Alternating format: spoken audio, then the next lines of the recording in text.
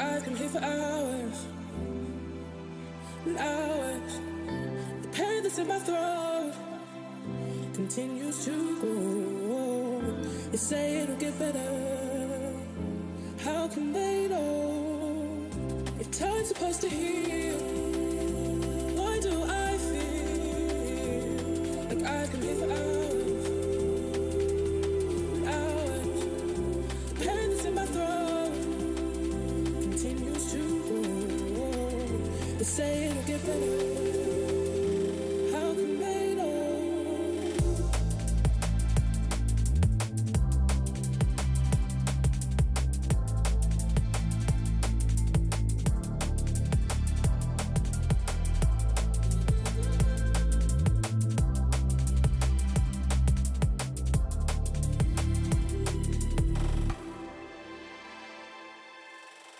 Mercy, mercy, none from my head down to my toes. Immobilized, as if my brain completely froze. Colder I go, colder I go.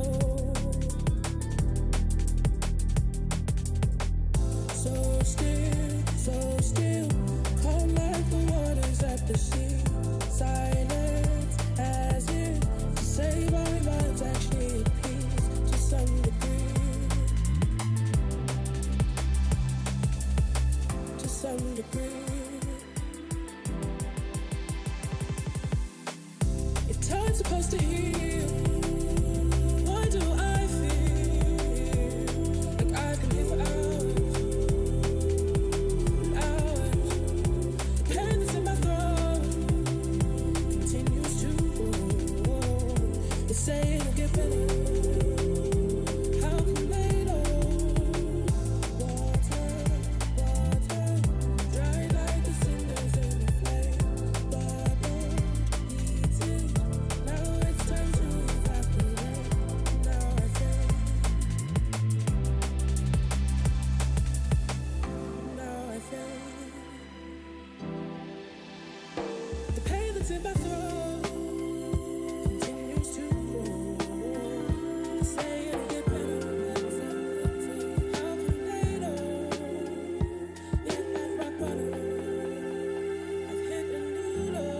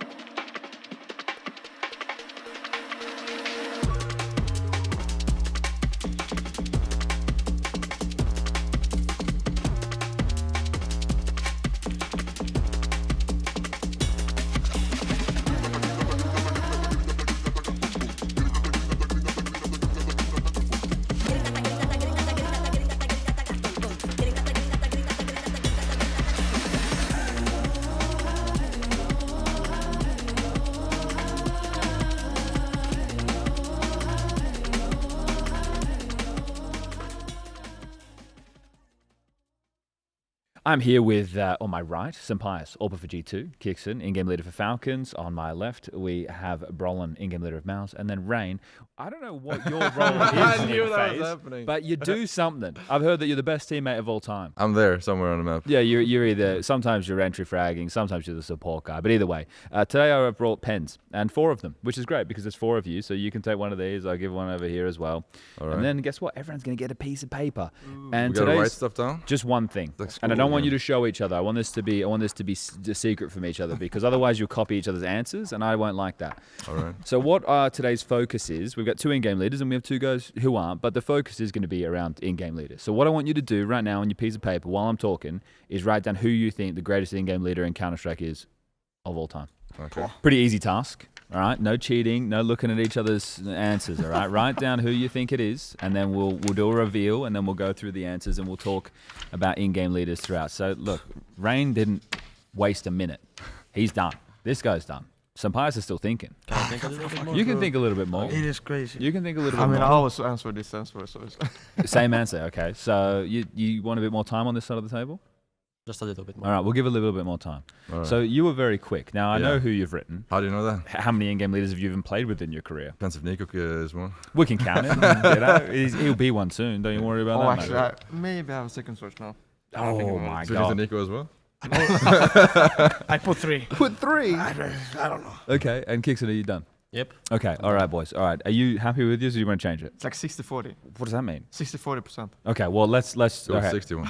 Everybody reveal your paper so that the camera and I can see it, I suppose. Oh no. This camera and you. Yeah, well that's Carrigan. I expected that. Carrigan as well. Carrigan. I wrote a lot. Carrigan as well.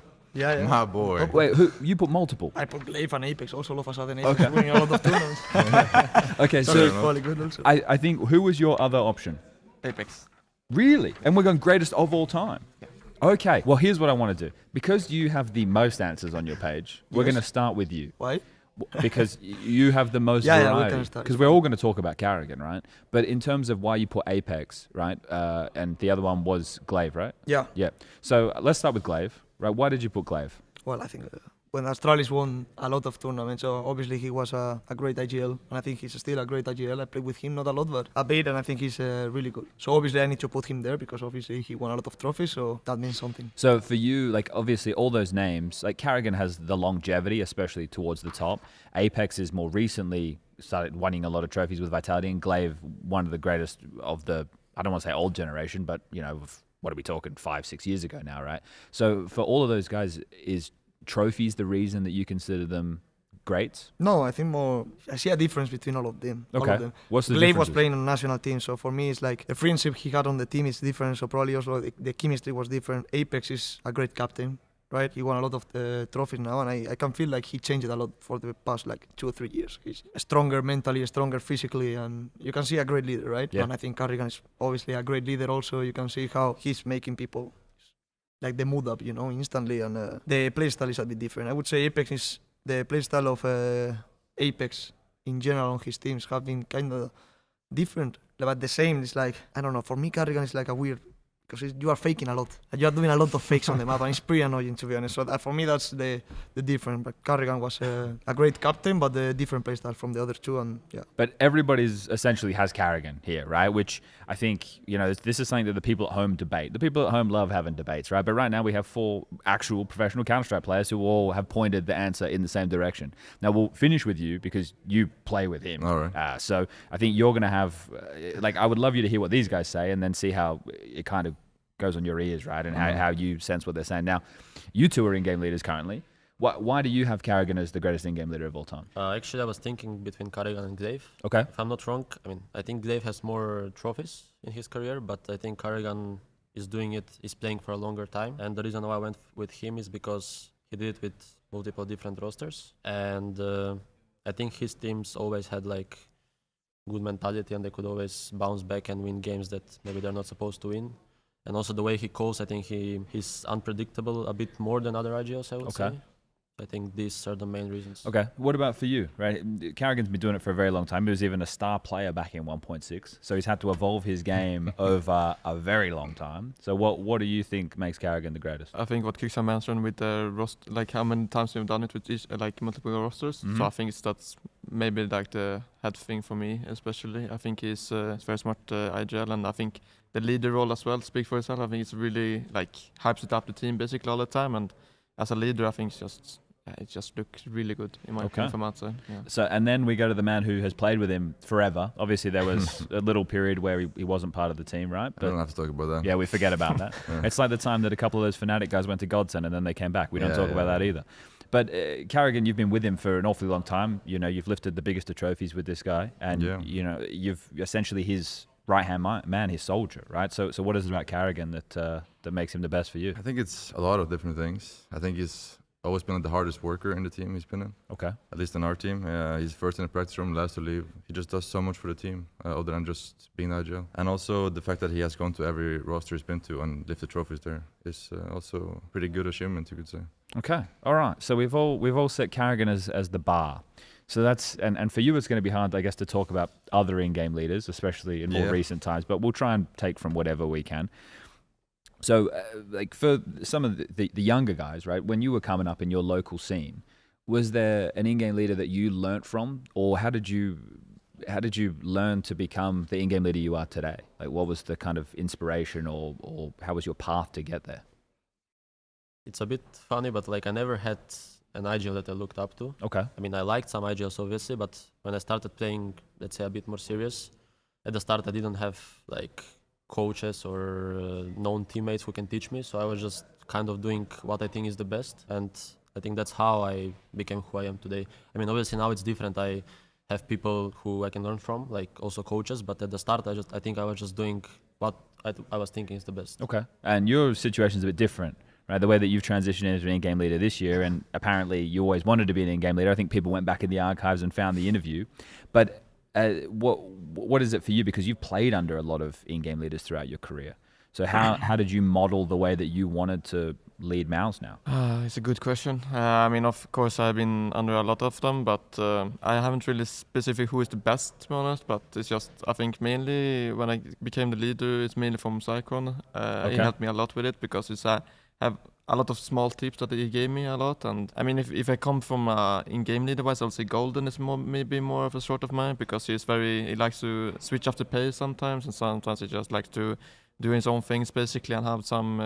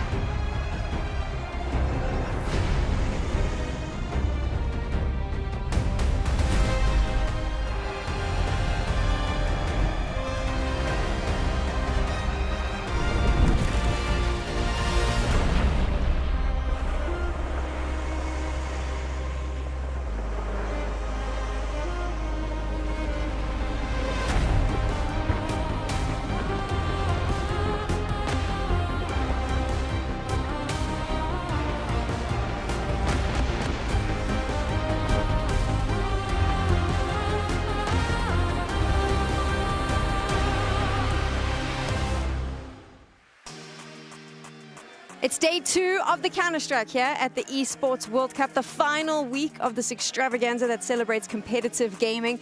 And of course, they were going to finish it with the crown jewel, which is our game. My name is Sam. I'm going to be your host for this one best of 3 you get to watch on the B stream. Joining me, Henry and Dinko are here as well.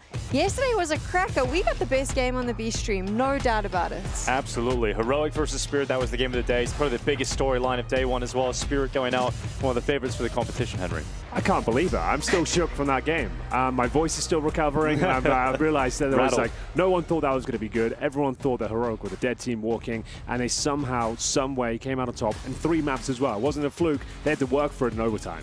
It was insane that it went to overtime. It was exciting for me because we obviously got to see Heroic and how excited they were with that victory. It was all just like a lot of hype and excitement that I think we were maybe lacking on the first day, because normally these group stages you kind of go, okay, cool, like there's a knockout. It's a last chance qualifier usually. But here we were like, well, it's single elimination. There we go. Number 1, we can argue about whether they're number 1 team or not. Number 1 HLTV ranked team. A lot of people weren't happy with me saying the number 1 team. I was like, well, I think by VRS they're the number 1 team right now, right? But VRS, that's what I was going by. I'm going by the official rank. And we heard at the end as well, Youngster was calling them the number 1 team. That's something he's saying. So, he's saying that technically they are by ranking, but absolutely, I think everybody understands that Vitality are still the number 1 team. Until they beat Vitality, exactly. Spirit doesn't stand a chance. And they just lost to Heroic with a dead team and a coach, so yeah.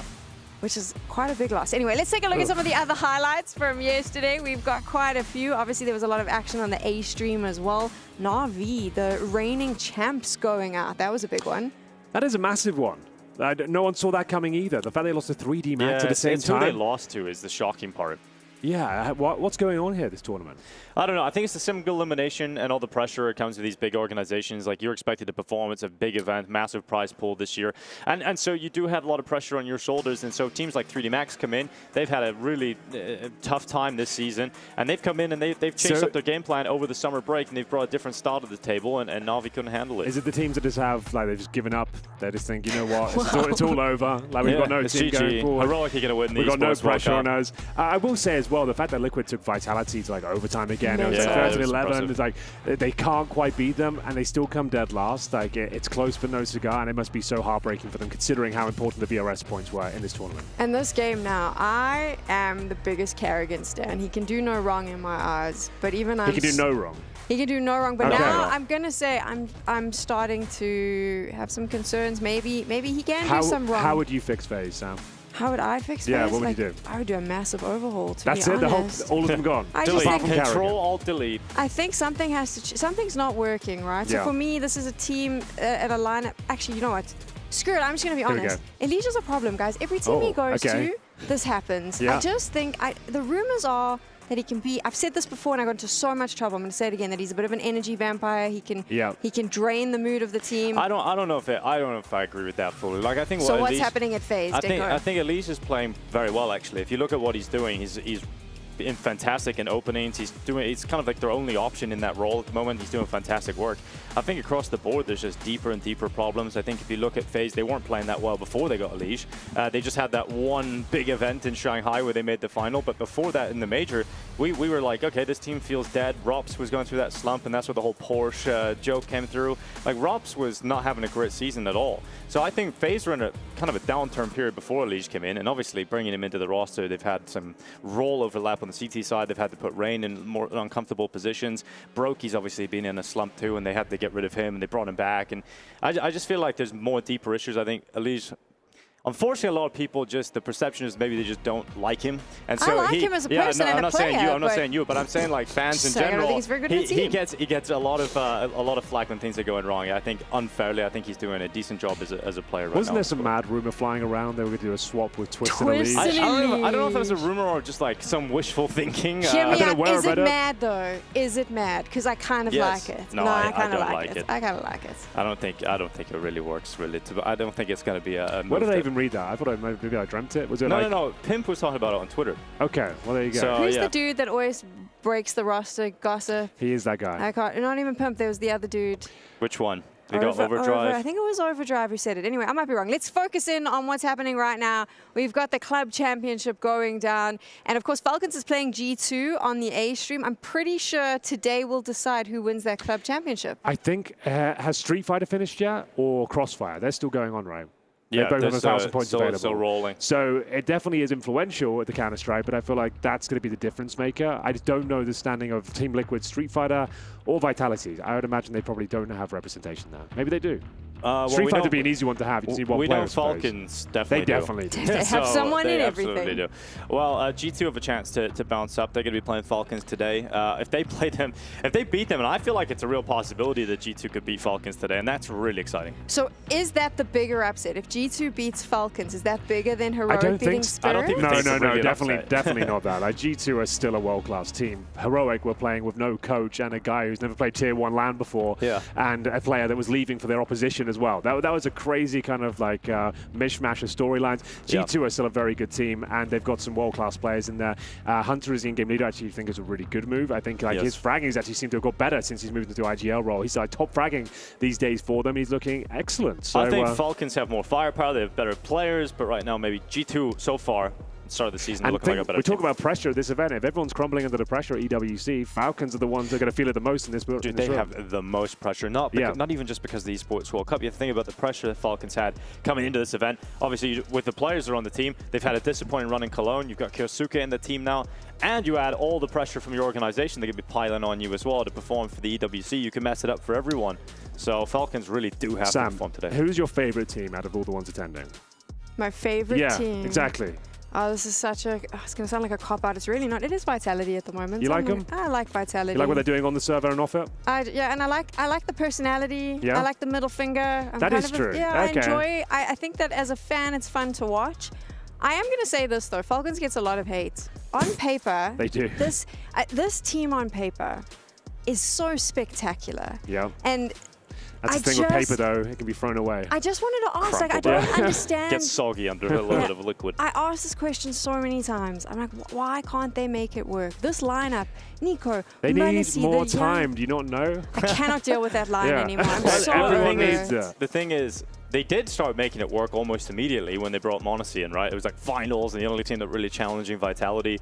The problem is with Falcons, how many times is this roster going to make moves, right? There's another one coming now, guaranteed. Kioske, they've brought him in, then they're not going to do well. Maybe they win this one, maybe they don't. Then they'll go, oh, one more piece, guys, one more piece. A new in-game leader would be the obvious one, I suppose. I think Kickstan's the upgrade eventually. He's fine, and I think that tactically they look okay, but like he's not like a showstopper in-game leader, is he? Yeah, but I would like Falcons to just stick with a team for a little while. Too. Like, how often are we going to be sitting here where Falcons know this isn't the team we're going to play with next season? You know, it's happened so often. So I think now I would just like to see some this is what I was alluding to. So you can see the max points potential here. So it's more than just CS. They could go up to 7,700 Falcons there. So there's a lot to be played for. A lot of games why it's left. beneficial to have a team in every game. It definitely helps. It's expensive, but it definitely helps. That is the solution to your problems, or also to change your pieces when things don't work, because it's a constant excuse then. Oh, we just need more time while we get these pieces to work, but now we'll add another piece. Well, surprisingly, I mean, you look at that for Falcons, it has not necessarily worked as well as you would want, but for Mouz, losing one of the pieces we thought held the team together in Shuei has somehow ended up being the better outcome. This is a team that actually won a trophy at the start of the year, inclusion of Poker. They actually beat VP at that very event. And they were the team that I thought were going to fall off the face of the earth. I didn't think Spinks was coming into this roster and was necessarily made the most sense, but it all seemed to work out brilliantly. Brolin's in-game leadership and Torzi still stepping up and being a better and better AWPer. It's fantastic to see Mouz actually get into the form. They were the second best team of last season, which is incredible. Absolutely no surprise. The SMB match of the day will be the one that you get to watch here on the What does that mean? Do we have like fireworks or confetti going on? I the match of the wanted day? that. We asked, but they've kept it for the G2 Falcons game. This extra game has a little extra polish, Henry. Okay, so we're going to try a bit harder when we commentate it. Yeah. Okay. For this one. Just this one. Just for today. Thankfully, we are just doing one game today on the B stream. It could be a long one with these guys on your screen right here. Virtus.pro and Overpass is probably going to be in the veto as well. So strap yourselves in. This could be a long one. Let's talk about the Mouz conversation that Dinko brought up, though. I'm going to dive into this because I'm having a little bit of fun here.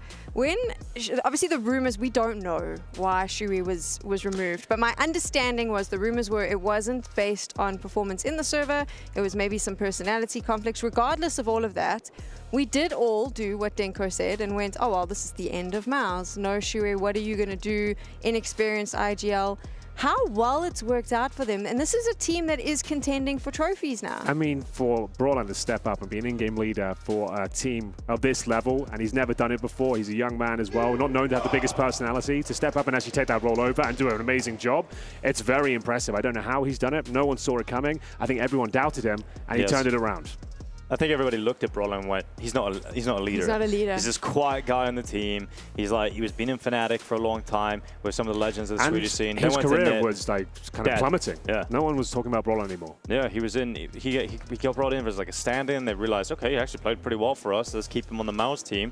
And I think for Brawlhand, it's fantastic because he had Fnatic that didn't really end well. Then he went to NIP, which was everybody's time in NIP. He just fell apart. So I'm so glad that he's got this second opportunity in his career, and he's still so young, and he's an in-game leader. Like, he's already getting in finals. This is really impressive stuff from Brawlhand. Lots of finals. That's the problem, though. The grand finals don't normally go too well for him. No, it's very one-sided. That's where things just completely fall apart for some reason. But their tormentors are no longer at this tournament. Team Spirit are not in attendance. So maybe this is the one, Sam. This could be where they go all the way. I would also argue that at Cologne, I think that their final was beating Vitality, to be honest. If you saw how excited they were afterwards, like the energy was so high. I get what you're saying, but like I feel like that can't be the litmus. You beat Vitality, you got to go on to win the whole thing. Yeah, but that's the first time. I know what you're saying. Young. I do agree to some extent. Sometimes when you put all your effort in, like and you win a semi-final, and then you have nothing left in the tank for the grand final. I definitely can relate to that. But they need to learn not to do that. So hopefully with their coaching staff, they'll be able to figure that out. Spinks has been the upgrade. The team looks really strong. But now we cross over to Virtus.pro.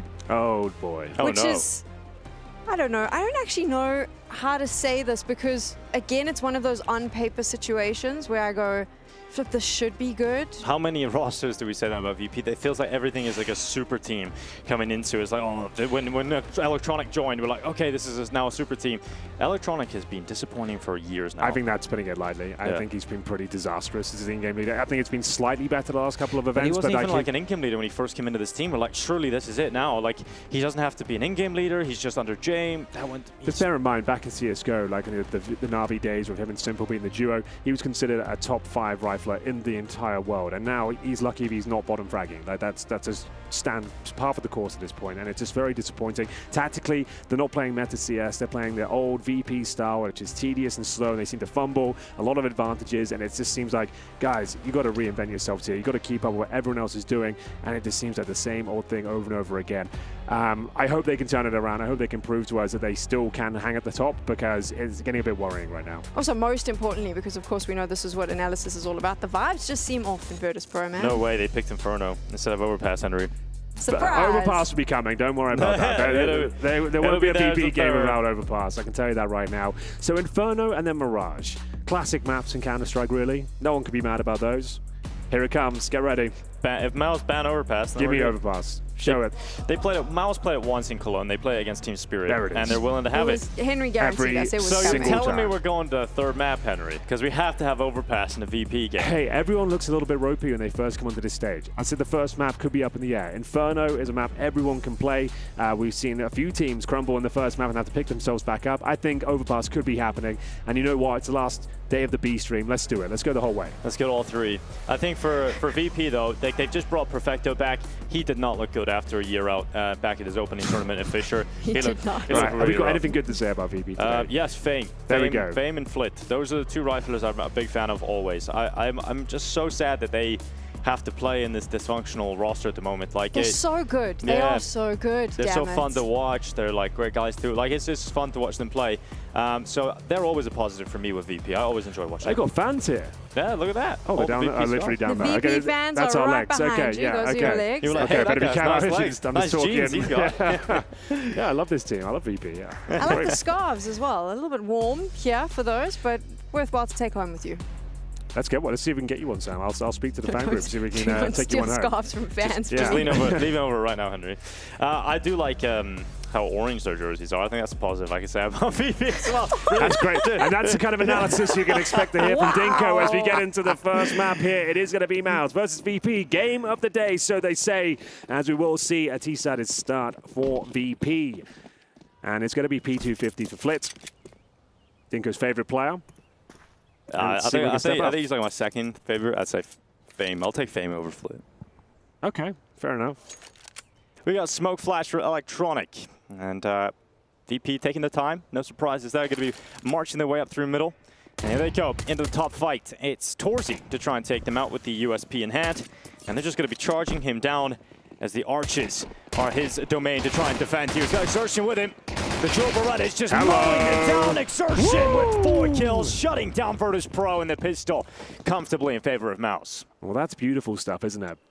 You can't ask for much more than that. 4 kills with the Julies. They're a bit of a mainstay of CS these days. A weapon that was barely used in 1.6 or Source. I don't think it was ever purchased at professional level. But now, the Julies you'll see in almost every pistol can flip, do anything about this. I doubt it, considering the bomb's down in towards Arch, and he's in a 1 versus 4 now. But every kill will bring him $300, so we'll see if he can get a bit closer. Xerxes wants that ace, and I don't blame him. I should be going for it. Opportunity as well. Flit just on the other side of the CT smoke.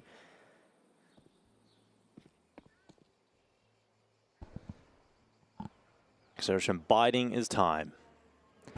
And he's talking about the collapse. Let him have it, grand Flip. finals. And, well, Mouz, as you mentioned earlier, Henry, the really interesting point of the competition is now Spirit's gone, right? Yeah. Vitality got pushed to the brink by Team Liquid. If you're Mouz, you start feeling like, okay, this could be the one. It has to be.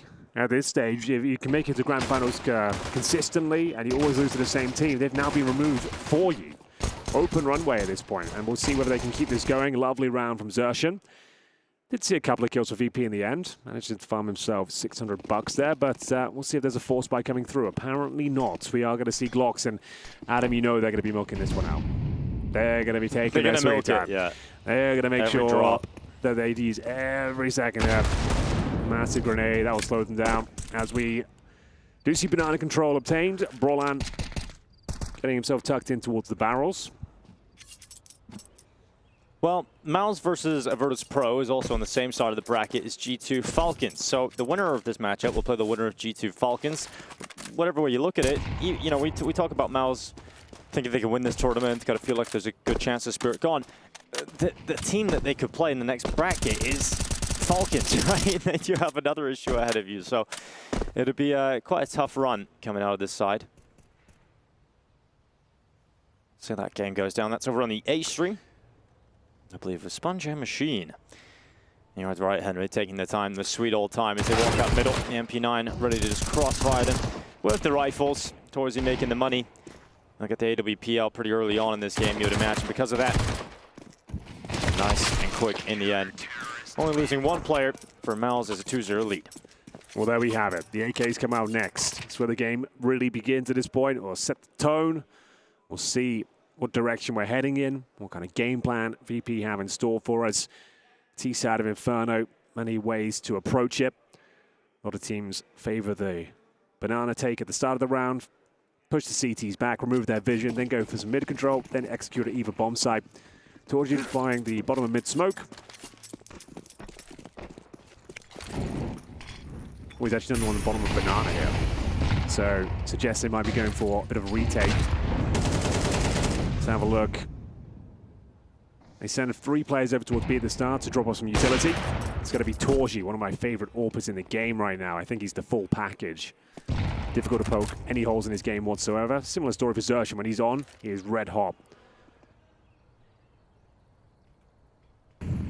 He's like a battering ram on the T side, especially on Inferno. Watch out for Xerxes. Yeah, real threat. All right, VP, let's see if they can get the ball rolling early on here with an early T-round victory. Smoke's going to go out towards long. Brolan's playing in front of the smoke, so that crossfire is maintained between him and Yimpat. Going to work out pretty well for the Finn. Stepping out into Electronic. Icy doing a great job of getting 2 kills back and keeping Virtus.pro in this round with 55 seconds left. Here we go. Perfecto, what have you got for us? 50 seconds and the bomb's heading towards B. Perfecto's trying to keep 2 players on this side of the map if possible. Xerxes, considering his options as well, starts sneaking away towards CT spawn. In terms of the execution potential, Icy has a smoke, flip with the Molotov, and we have got the bomb on this side of the map here. Xerxes actually vacated the B bomb site entirely. Surely he knows that VP can be quite slippery. And there's a smoke towards CT spawn, realizing he maybe vacated a little bit too early. They've got some open runway here. Molotov towards new boxes. And that's all he really can do. Good damage. A few body shots to Icy. That could have been the bomb down. Oh, he's going to get it. He's going to get it. Oh, it's down so close to it, though. 1 HP, dude. Yeah, just about getting away with that there, IC. He's going to dive down into the pool. Here comes the retake attempt. There's a long way off here for Spinks. He's still over at A. So just having a look around here. He's going to get his skates on here. And he's got to really run all the way up through Banana. Insertion getting flashed around the corner at the coffins set up by Torzy to move forward. They don't really have the greatest amount of utility because Spinks is the man carrying it. He's all the way down Banana. Oh, this is a very weak. It's all gone wrong. Yeah, this retake can't happen. It's already done. Time's already gone. Seems a little half in, half out here from Mouz. Committed with the AWP. At least Torzy finally kills at the end, but the AWP will go down, including all Virtus.pro players. So first round picked up here for VP. Well, there we have it. He was looking so good there for Mouz, but unfortunately, the fake from Perfecto went swimmingly. He manages to keep 2 players over there and even tempts Xertion out of the B bomb site. Give them open runway, safe passage in towards the B site. He was so close to denying the plant as well. 1 HP is what separates them. And it will be VP on the board quite early here. So no landslide start. Electronics still not happy, but we'll take it. It was a bit of a bonus round, bear in mind, for Mouz. Yeah. So money's still okay. They managed to save a couple of weapons. Yeah, just a bit frustrating that they had the AWP so committed to a retake that was never happening. Obviously, Torzy is going to have to go right down to that Galil. So as long as Virtus.pro can keep that AWP out of his hands for a while, give themselves the best shot at building a T side up here. They'll get rid of the money of Mouz if they win this, and very likely to take the lead because of that.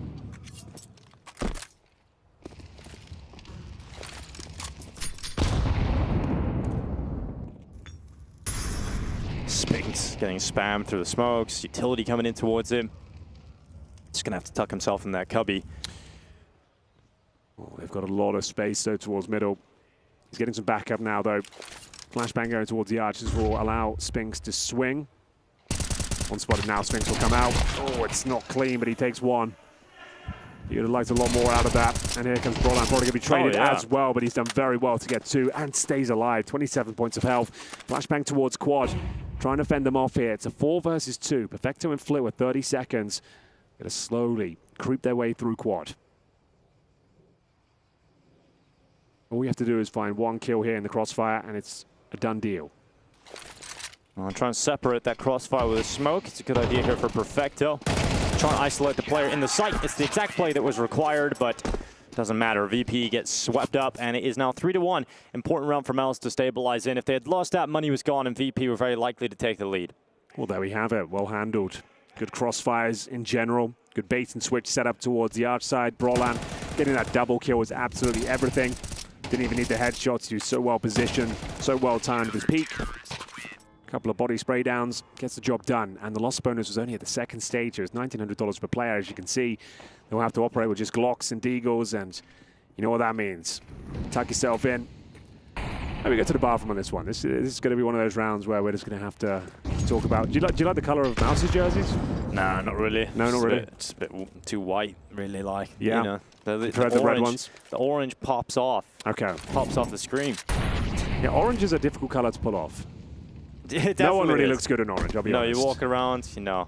The Dutch football team look all right in orange. It's like, I mean, like construction workers look good in it, I suppose. That's the only true. people I can think of that wear orange. You need a good suntan. That's more of the jersey analysis brought to you today. By the B stream. More of that to come, I'm sure. But they're actually grouping up together before we hit the 1 minute mark. This is unprecedented. In we go. New ground being broken right here. IC and Fame about to round the corner, and Spinks is waiting in the cubby. He loves this little cubby. I told you to take the aggro. Spinks hasn't been super clean with it so far. Nope. Just warming up. Just getting started. Ooh. And Torzy keeps it effective. He's 9-1. I think he even knows that spray is getting a little bit out of control for Spinks and Torzy there, but it's all good just against the Glocks. Bringing the energy to the server this morning, Torzy. He is a good vibe guy. He always seems to be. Doesn't really seem to be one of those on VP. No. Okay, I'll give you that. Maybe Perfecto, I would say. Maybe. Probably at the top end. No, but I mean, it is a very different sort of personality of both of the squads. Yeah. And not every player kind of fits into that, and that's a big reason. Look at those smiles. This is why Flamus was saying he didn't feel like he was able to perform in the team too. I guess we should have mentioned Flamus in the desk before. Like, one of the most promising talents we have in Counter-Strike right now. When he was on Game of Legion, everyone was so hyped for him. He was an absolute animal. Yeah. And then VP somehow don't get the most out of him. Well, like, they don't put him in his roles, right? He wasn't getting to play any of the roles he was so playing. good. Like, well, put him now in he's that not position. going to play Counter-Strike, Henry. So that's now he's just on the bench. Now he's forever on permanently. the bench. Very big bio, apparently. So. And that's it. And that's it. Flamus had 1 year. Poor guy. He had a good time. We'll see him again when he's 25 years old. He got like, what, like 2 months in VP and was like, you know what, you're done. Surely like loan him out or something though. Hey, Like, Flamus, sure, I don't even like people do loans that much anymore in CS, but that seems the most logical way to do it. Imagine if he held out, maybe a Spirit job comes in, you know, like a couple of different possibilities floating around for him. But right now, VP back to somewhat of a bye. They've got 4 Galils and a Tech 9. Torzy's back in the AWP. He'll be happy about that. Looking to try and get 10 kills. Everyone looks a little bit cold right now. In Riyadh. Yeah, it's there somehow with 44 degrees outside. Everyone's looking a little bit cold. But as I said, it's the first game in the tournament for these guys.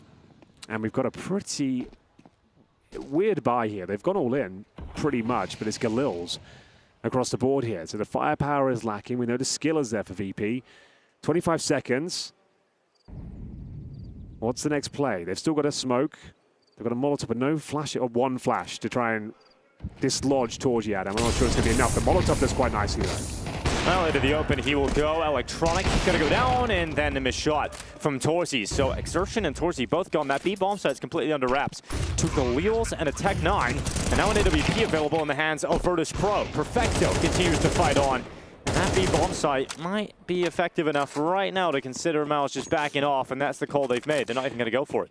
So they only had one flash, but the Molotov towards Emo, that is spectacular. That actually does save the day. Torgy has to run into his teammate, and at that stage it all starts to fall apart very quickly.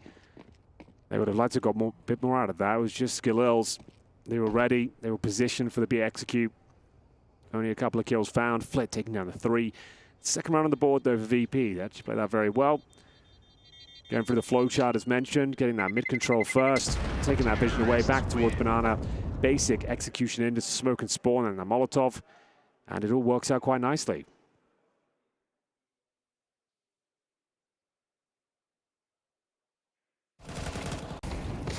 You see, though, that's the pressure they're feeling, and then it was a little bit messy for the CTs. Couldn't find their footing. Needed that. VP get a huge cash injection. IC back on the AWP, or maybe for the first time. Flit's going to be Molotoving towards the car. All right, great thing is he didn't even have to buy it, right? Because it picked it up off Torgy. Yeah, right. Nice Torgy gets to play with it again here. He's 10-2. Beauty of the save. And he's just going to be waiting up in the apartments this time. He's going to get an opportunity, but they're going to double peek him, so it's smart to isolate him. Oh my god, the timing. Nearly gets back to the flick. Nearly gets back to it. And a leap up in towards top middle for Virtus.pro. They've taken over the brackets, they've taken over short. If they want to round this corner, Torzy is repositioned to watch for that short push. Exertion just waiting for information. And spot a little bit of flip. And Greg goes deep right onto Electronic's backside. Not going to be too happy about that.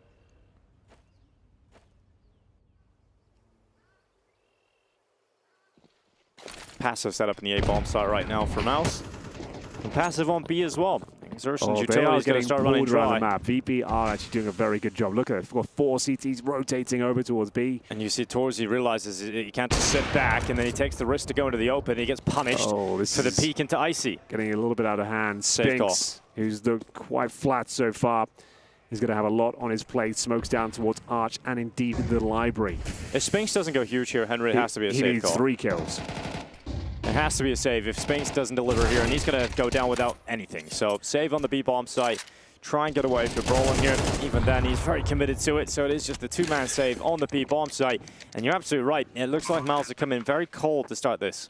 Yeah, the individual prowess not really there. We're not seeing any massive highlights or individual moments going on. The crossfires look good. They're normally quite well positioned, but the fakes from VP and the slow-paced gameplay that you might expect is pulling them all around the map.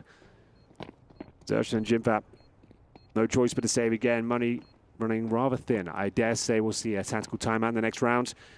I feel like the coach will be a little bit worried about what he's seeing here. Over rotations with lack of information. No one's really hitting their shots as of yet. They want a nice pistol, give them that. The VP with 5 players alive suggests they played a perfect round there. This one's heating up. Round break coming up next. You see the VP fans have turned up. Support the boys in person.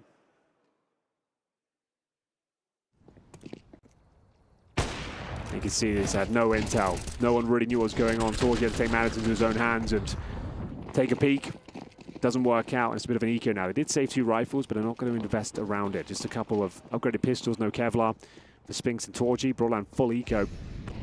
He'll probably have to drop the orb going forward. He's got $4,000, so he's looking to drop the orb next round.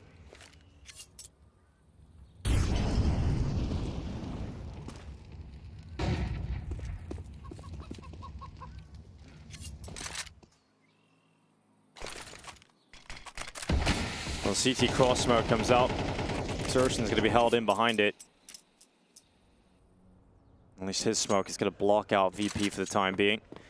Forcing to hit the pause button, but there's no commitment being set up just yet for VP. They have to go back and get that bomb.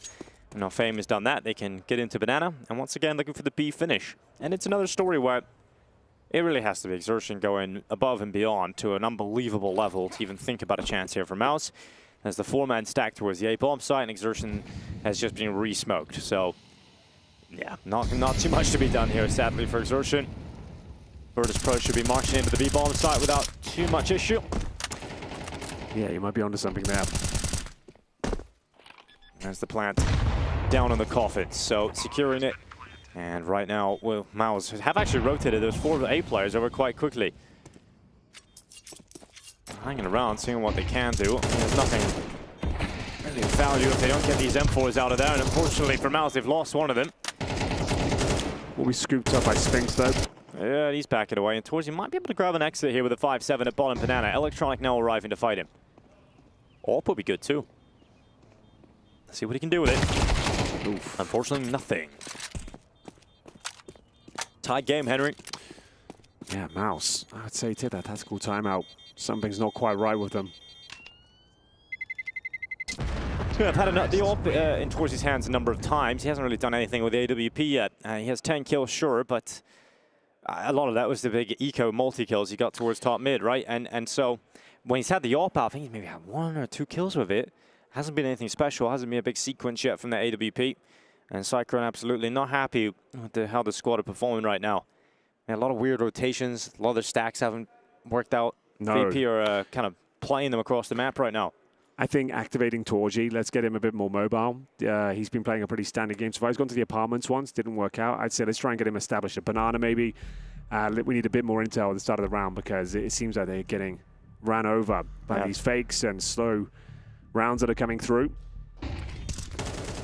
Well handled once again from VP. Perfecto, nice little double spray down in towards spawn. Electronic finding the remaining eco players in towards T steps. Coming to life now. Vibes starting to pick up over VP. So, important gun round here. Mouz, the absolute favourites coming into this bout. Bear in mind, if you're just joining us and not aware of the format, single elimination is the first game for both of these teams. Lose this one and you are donezo. And we've already seen some big organizations drop out of the EWC so far. Na'Vi, the reigning champions, out on day 1. Team Spirit, one of the favorites for the whole event, knocked out yesterday by Heroic. Oh, the double nade. This is actually quite cool. And Flash ready to go as well. And Exertion, blinded by it. Look at Flick. The contact explodes on him. Needed Brolin to be ready, and he certainly was, but he gets traded out, so it's all on Exertion again. Oh my god, the quick switch to the utility. He would have had that kill on Fame, but now he's just getting blasted. And that AWP rips him apart, so a bit of a nightmare round there from Exertion. You know, your teammate's already gone down. You know they're coming in, and you've decided to pull out the nade. Like, it's too late for that. He put out a smoke. Like, it's way too late for that. You need to gun out, be ready. Your teammate's already been dropped. You know they're coming in. What a change of pace as well, VP. Credit where it's due. They've been playing a very slow, methodical game, and now they've gone for a straight contact play in towards the B side just when they've taken the tactical timeout. Great time to change things up. When they're adjusting to what you're presenting, you present a different game plan completely. I think they've been very unpredictable. I think that's something that Mouz just can't really get a grip on is where are VP trying to finish? Where are they going? Yeah. They've called these gamble stacks, they've called these rotations, but VP have been completely outplaying them. That's a really nice call from Electronic. Because they've taken the tactical timeout. You know you've made them uncomfortable, and they're desperately clutching at straws, trying to work out how they can adjust. And you throw something completely different in their direction. A contact play with barely any utility, and they fumbled it again. Like, I feel like if they had just had gun out, they would have been absolutely fine. They were going for that double nade setup. They cancelled it. A player went down, and Zershin doesn't even get a bullet off. He's called. They're coming in, and he's hoping to get a smoke out. Like, I get it, but sometimes better just to have the rifle and at least do some damage. 5-4. VP running away with this first half. They'll save weapons again. The orb will still be in play. Yeah, hasn't done anything yet, though.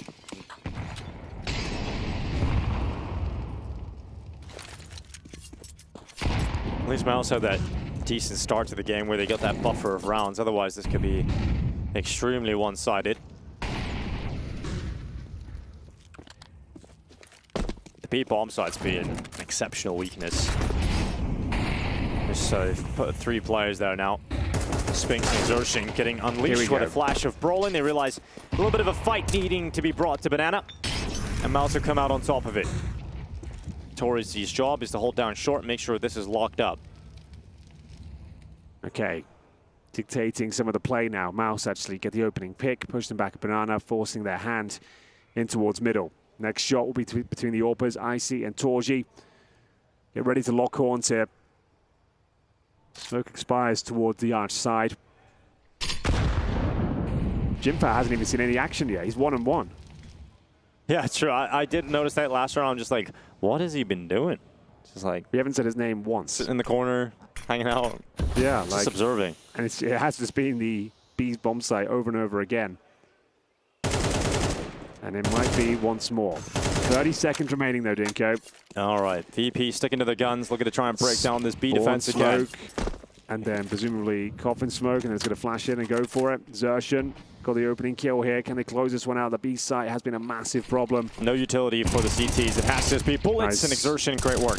Getting another one at least on the Electronic. Now it's time to set Spinks up, and they haven't checked for him. They're just going to commit straight away to the bomb plant due to the limited time.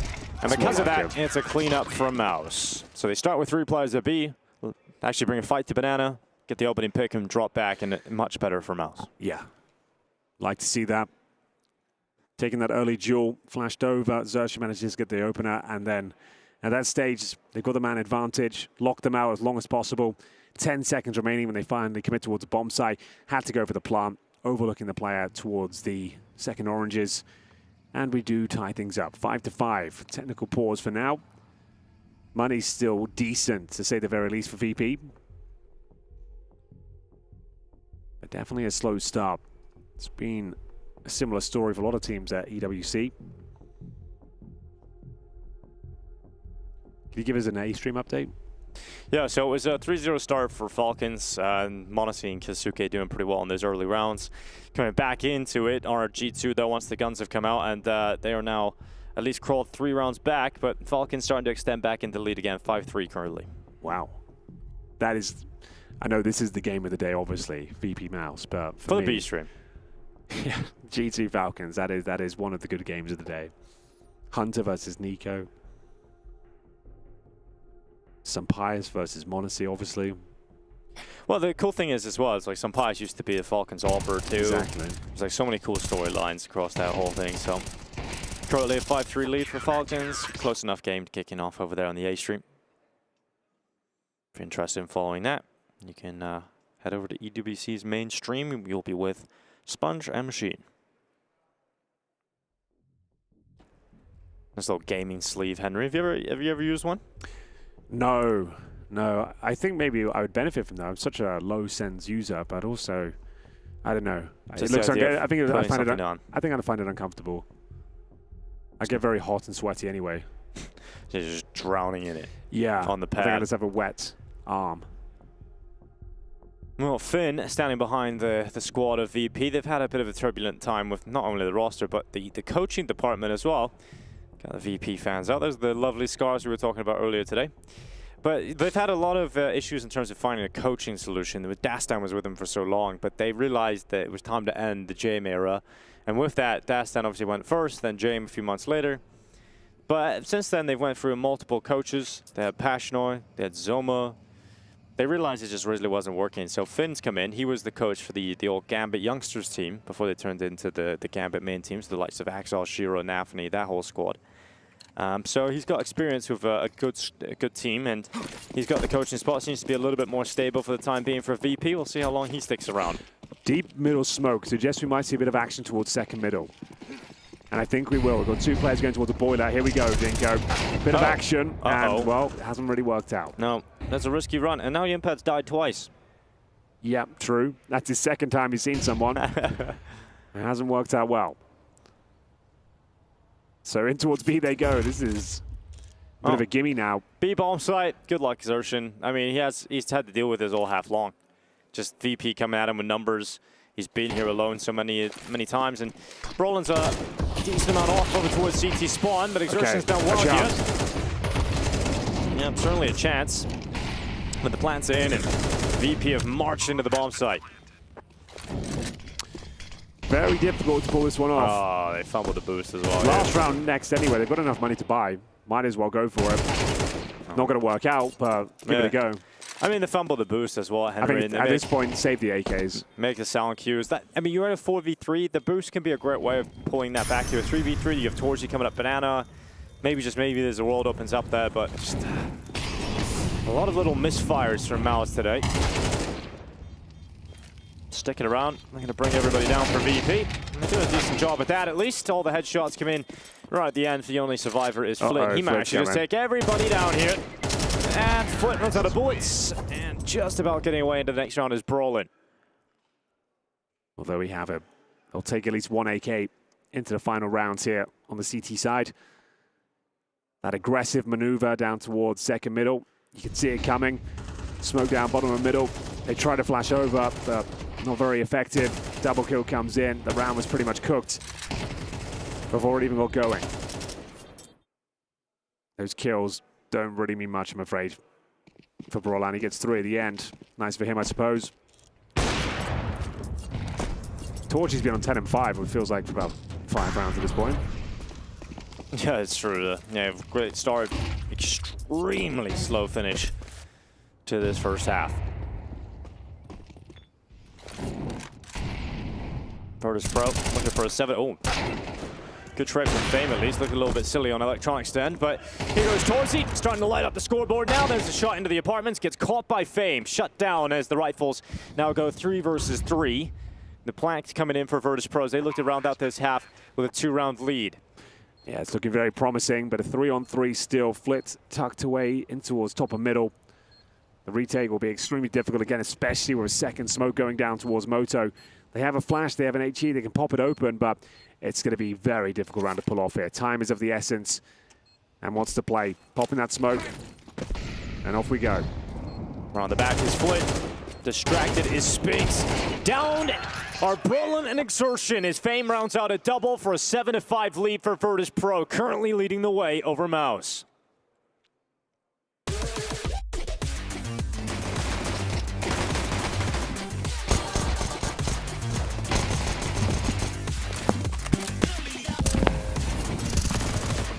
Mike's slide.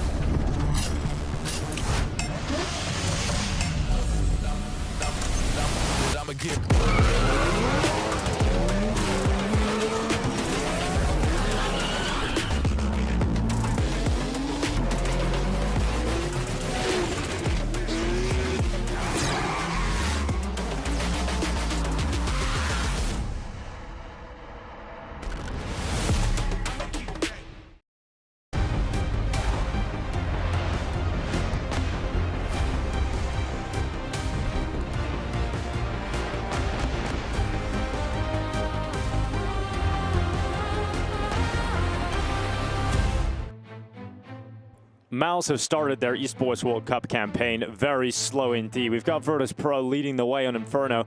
7-5 as they head into the second half here, Henry. Yeah. It does feel like there's a great chance now for Virtus.pro to run away with Inferno.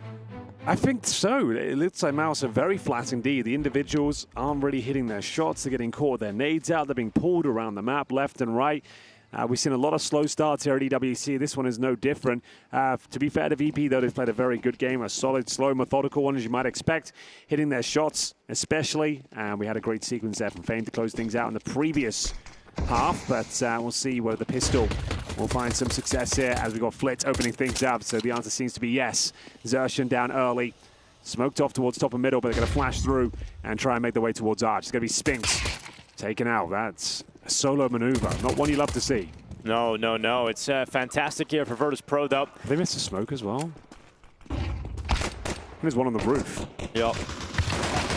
Well, goes Fame. Joel Beretta's ringing out, and that's the pistol round picked up for VP. Come on, lads. What is going on? You're trying to smoke Moto, and you're running through smokes one by one. Yeah. Yeah. Not really sure what to make of that. I mean, I said this yesterday as we were rounding out today when we were talking about today's matchup. I think Virtus.pro are one of the scariest teams to have in a single elimination bracket at the tournament like this, because their ceiling is so high. Like, we know their floor is low, like, but like, if they just have a good day, if they have a good game, there's so much skill packed in this roster that they can take it. Pretty much anybody down. Extremely off day for Mouz. Yeah. Okay. And Force by though. Bit of aggression here from VP. You don't see that every day. You're not going to see a lot of damage received though. Flit and Fame down to about 30 points of health. Prolan down to 17. Going to pump the brakes. All right, things get a lot harder now for Mouz. It's based on how slow this round has started. It's going to be pretty difficult for them to get into a winning position with Tech-9s and Deagles, but we'll wait and see if an opportunity presents itself. But if they do lose this force buy, they're going to have to pull this comeback in a really difficult fashion. They're going to have to win it all on gun rounds. You don't get that pistol round in the buffer off the back of the second round conversion.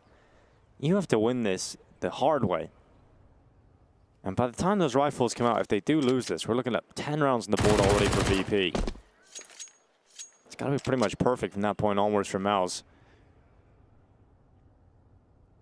Virtus.pro have a great opportunity here to bring this into Mirage with a map under their belt already. Reminder, take a look at the top left of your screen if you want that veto. Inferno picked by VP, Mirage picked by Mouz, and if we need it, Overpass is waiting in the wings as a third. Does the Moto smoke land? Yes, it does. There we go, Henry. They nailed it. They can't miss it twice. Perfecto is going to do a great job from the pit here. The protector of the pit, Perfecto. Double kill and Fame alongside of him. It's a shutdown as Mouz force buy comes to a crumbling halt. Not a single kill coming in. Damn close with 2 HP left on Fame, but not a single kill for Mouz. That's a disappointing force. Yeah, and they got a couple of dinks at the start as well. Not a single frag found. This is non-starter so far for Mouz. Psycho is starting to get a little bit worried. You imagine standing behind the team. Noting a few things down here, but massive turnaround required. I'm not going to have money for the next because of the force buy here, so as I was mentioning, Virtus.pro going to be up to 10 rounds by the time we see a buyback for Mouz. All right. Mouz, I don't think there's much you can do here. No Kevlar, no Xerxian. Like I said, the battering ram, he'll be trying his luck towards Banana time and time again here on Inferno. Sometimes it goes very well, sometimes it gets blown out the water. I'm glad I brought up Fame and Flit to start the day as well about the shining beacons of Virtus.pro, because look at their performances right now. 12-7 on Fame, Flit 11-7. Obviously, Perfecto's had a big round there from the pit in the previous round that's boosted his score up, but there's two players very consistent for VP.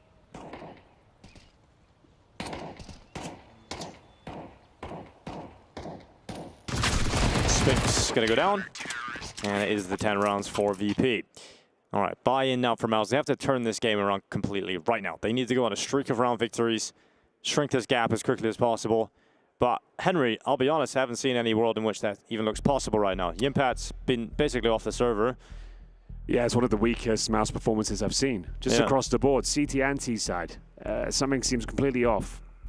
Individually and in terms of cohesion and synergy, it's all falling apart. The pistol round was abysmal. Cyclone, it's going to have to be one hell of a speed here. Down but not out though. Still time. Not much to report in this particular round. They were just PT50, no armor. But the last chance saloon is soon with us. What have they got up their sleeve? What is going to be the remedy to this predicament they found themselves in? 5 players. Oh, they got Molotovs to the top of the middle and Boiler Room. And an opening kill. There's Zershin, but the problem was he took so much damage in the flames there. The HE will find him. Big swing into the banana fight. It's going to be Flick coming out on top of it. Brolin removed. Flick to fall. And a 3v3 established. Mouz need to collect this one. They have a lot of time, so they can hit they can just pause. Slow down. The bombs all the way back in the T-stars. Currently a 2-1 setup here for Virtus.pro. 2 towards Archers on A. And leaving Fame to lock down the B-bomb site alone. Plenty of time. Enough resources to make this work. 3 players top and middle right now, all heading towards the quad side. Oh, picking one away. It's Spinks removed once again, flashing towards the quad side. Got a smoke to protect himself. Buys some time, applies the pressure. They need to make the next move now. 50 seconds. Perfecto ready to peek into the open. It's going to be 1 extra kill for him. Electronic, not even required. It's going to be Fame to come in with that final headshot. And it's VP taking victory in a crucial round when they know how much this one means to the outcome of this game, to the opening of this series. Virtus.pro may have just done enough to round out Inferno.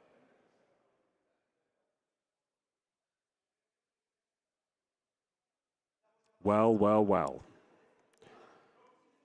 Difficult round once again, no bomb planted.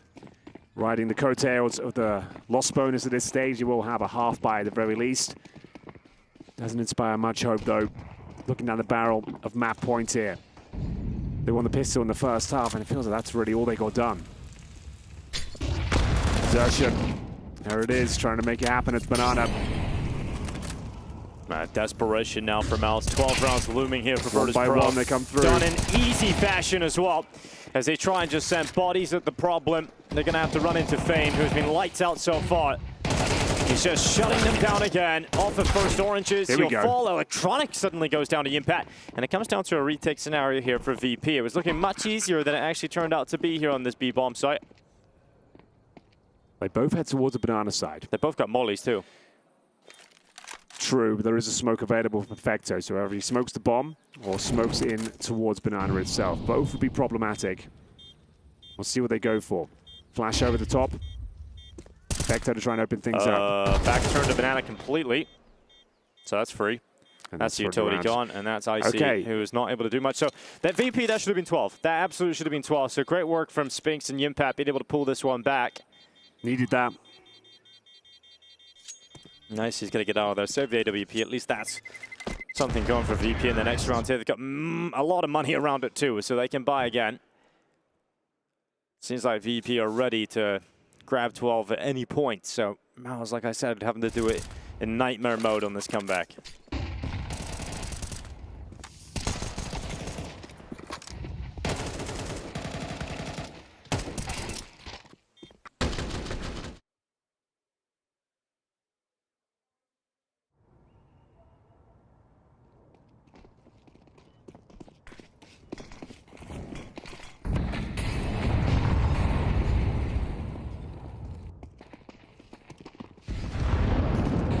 Mouz try their luck towards Banana once again.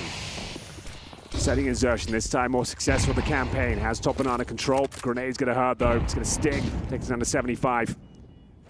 Retake utility could be deployed here. Just going to throw the incendiary in the corner for now. Going to flash and peek with it. Oh, it's a beautiful play. No, no, no. Disappointing for Exertion. He's going to have to sit back and watch the screens of his 4 remaining teammates as they try and prevent Virtus.pro from grabbing 12 rounds off the back of that opening advantage. What's the next move here? Smoke down towards the outside. And indeed, Moto suggests a quad play. Electronic to deal with. Hasn't been lining up the scoreboard. He's 5 and 10 currently. It's going to be Icy to beat him to the punch. Perfecto at the apartments as well. This will be incredibly difficult for Mouz to break through at this stage. And no one's going to be hitting their shots. Torchy will find one, but he's the last player remaining. 22 points of health, 4 versus 1. Needs to save his AWP. And 1 HP. So he's going to get out of there. 12 rounds for Virtus.pro. Did not expect him. I knew there was a shot at winning Inferno, but to win it in this fashion, Henry, I did not think that was all that likely. This has been brilliant from Virtus.pro. And obviously, very weak from Mouz. Yeah, a bit of both. I think VP have actually played a very decent game here. They're hitting their shots. Their individuals are turning up, sticking to their guns, their playbook. The fakes have been very good. They've been winning the rounds they should. There's been no massive catastrophes in the VP camp. But Mouz, we cannot say the same thing. Everyone's just looked very slow to get off the mark. Spinks especially, one of the stars of this team. Torgy hasn't really had any real impact with the AWP. Jimmy couldn't get into the game until about the 8th round. They were just getting pulled around the map. Didn't have a good read. One landing the shots, caught nades out constantly as well.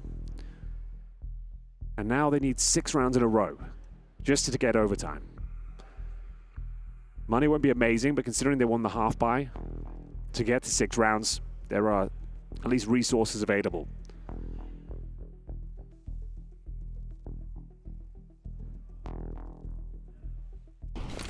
This is a lovely play. Incendiary on the corner. Flash over the top. They hit a couple of kills, but they're all on exits. So Virtus.pro currently tied for 4th with Twisted Minds in the club championships. VP also has teams remaining in all of the tournaments, but they must win to be eligible for 1st place. Now, maybe 1st place is unlikely, but still possible. But, you know, you look at VP and they do well in the Counter-Strike. They find themselves jumping up the rankings there as well. And right now, if you take down Mouz, if you show that you can beat Mouz today, who knows, with Spirit out of the picture, Vitality being pushed to the brink by Liquid, who knows what VP might be able to do. Looking to close out Inferno here, 12-6. Torcy's got to play with a Tech 9. There's a Galil in the hands of Spinks. Yep. And they've got top banana control. About to round the corner into Icy, and he's not alone. He's got 2 teammates here too. He's got Flit and Fame, both on the B-bomb site. A dry peek towards CT spawn. Yields nothing. In-game leader now removed. All right, Spinks, do you clear the cubby?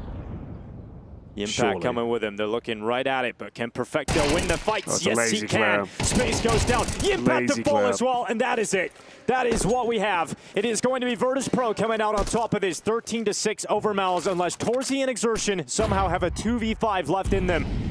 Mouz have come out slow, they've come out cold, but VP red hot right now as they come into Inferno, as they kick this off, but suddenly 2 kills right back. Another pick from Flit and Electronic to round it out. 13-6 victory for Virtus.pro on Inferno. And Mouz, that has got to wake them up. Yeah, that's got to be one of the most disappointing Mouz performances I've seen in a long, long time. It seems like they weren't really in the game at any stage. They won the pistol of Exertion. 4-man spray down with Jules. You thought that would ignite them and get them ready for a massive performance here, but everyone looked so flat. Difficult to get going. Lots of missed grenades. Caught grenades in their hand. Pulled around the map in terms of the fakes being presented. And I'd take nothing away from VP. They played a very good game. I actually thought they looked solid. But yeah, Mouz, this is alarming, to say the very least, in such an important game and in such a brutal format. Hello, Sam. How are you? Bang on the money, though, what you were saying there. And I'm going to kind of repeat it because you were saying this again and again in the cast, and I suppose I should point it out. Like, it just felt right in that first half, the pace that VP dictated, Mouz just didn't have any answers for, and that just continued throughout. Yeah, there was not one moment there where it felt like Mouz had control of the game. After winning the pistol, you think, okay, here we go. This is Mouz. They're a better team, across the board, pound for pound. They beat them in terms of team play, in terms of firepower, but we just didn't see any of that today. It seems like they were out of their depth and just not in the server at all. Okay, boys, hear me out, and maybe this is copium, but obviously the schedule for CS is so insane. These teams are going from one big event to another. It was, the season started, it was Cologne, then straight from Cologne you were at Blast, then straight from Blast you are now here. From here you will go to the next event. Do you think maybe what we're seeing, because we saw this with Spirit as well yesterday, this sort of like dejectedness, they're not adapting very fast, maybe with Mouz as well. Is it a little bit fatigue, or am I being way too nice because it's only the start and it was 2 tournaments? I think fatigue is certainly a thing. You look at these teams; they don't have as much time to go and practice and work on things and like fix little details in the games. And Mouz always go deep in tournaments, so it's not like you go to every competition, you go out in the group stages, you go out in just the first round of the playoffs. This is a team that are making finals. This is a team that are making semi-finals, so the tournaments are extra long for them. So yeah, they're on the road a lot more often. I think for Virtus.pro, this is a team that have had a lot of time off. They don't necessarily attend all the events or go very deep in them. And this is a team that is only going to get better with Perfecto. I mean, this is a player that's been out for a whole year. We know his ceiling. We know how good of a player he is. If he can even get back too close to that, it's a fantastic player to have in your rank. And I really like the dynamic we're seeing from Virtus.pro in terms of how the CT side was looking now. They had Icy, they had Flame and Fit towards that B bomb site, and Electronic and Perfecto were able to get that old team play going off of one another. They were reliant on that setup towards the whole A bomb site, and I think they played off of each other brilliantly. Yeah, I thought they played a blinder in general, VP. In terms of when they had full control of the game and they forced Mouz to use their first timeout, that's when they changed the pace up completely. They just went for a full-on contact play at the start of the round in towards B and found an open bomb site. Just when they knew that Mouz were adjusting to what they were presenting, they changed things up completely, and it was just an absolute masterclass on Inferno. So did Virtus.pro play really well, or did Mouz drop the ball? Both. A little bit of both. Yeah, I would say mainly Mouz playing quite bad. I feel like they will admit that themselves. It was just looking at the pistol especially, lots of individual plays running through smokes, missed grenades and just caught with the utility in their hands. And VP just played a really solid game. Their individual showed up, and we can't say that really for anyone on the Mouz side. The two rivals, you mentioned them earlier. We said how much we like them. They really had a good start as well to their EWC campaign. Yeah, Flit and Fame are fantastic players, very consistent. Even in a lot of losing efforts, you'll see either one of those players popping off, and I think that's been the case for a long time for this team. I like that something Henry pointed out during the cast is like, it wasn't just that slow, boring style to play from VP. They were really unpredictable. They threw some faster rounds in. I like that because you have so many good riflers in the team that should be something you utilize, and Flame and Flit delivered. We're going to take a quick break, and when we return, we'll hear what the boys are thinking about Mirage.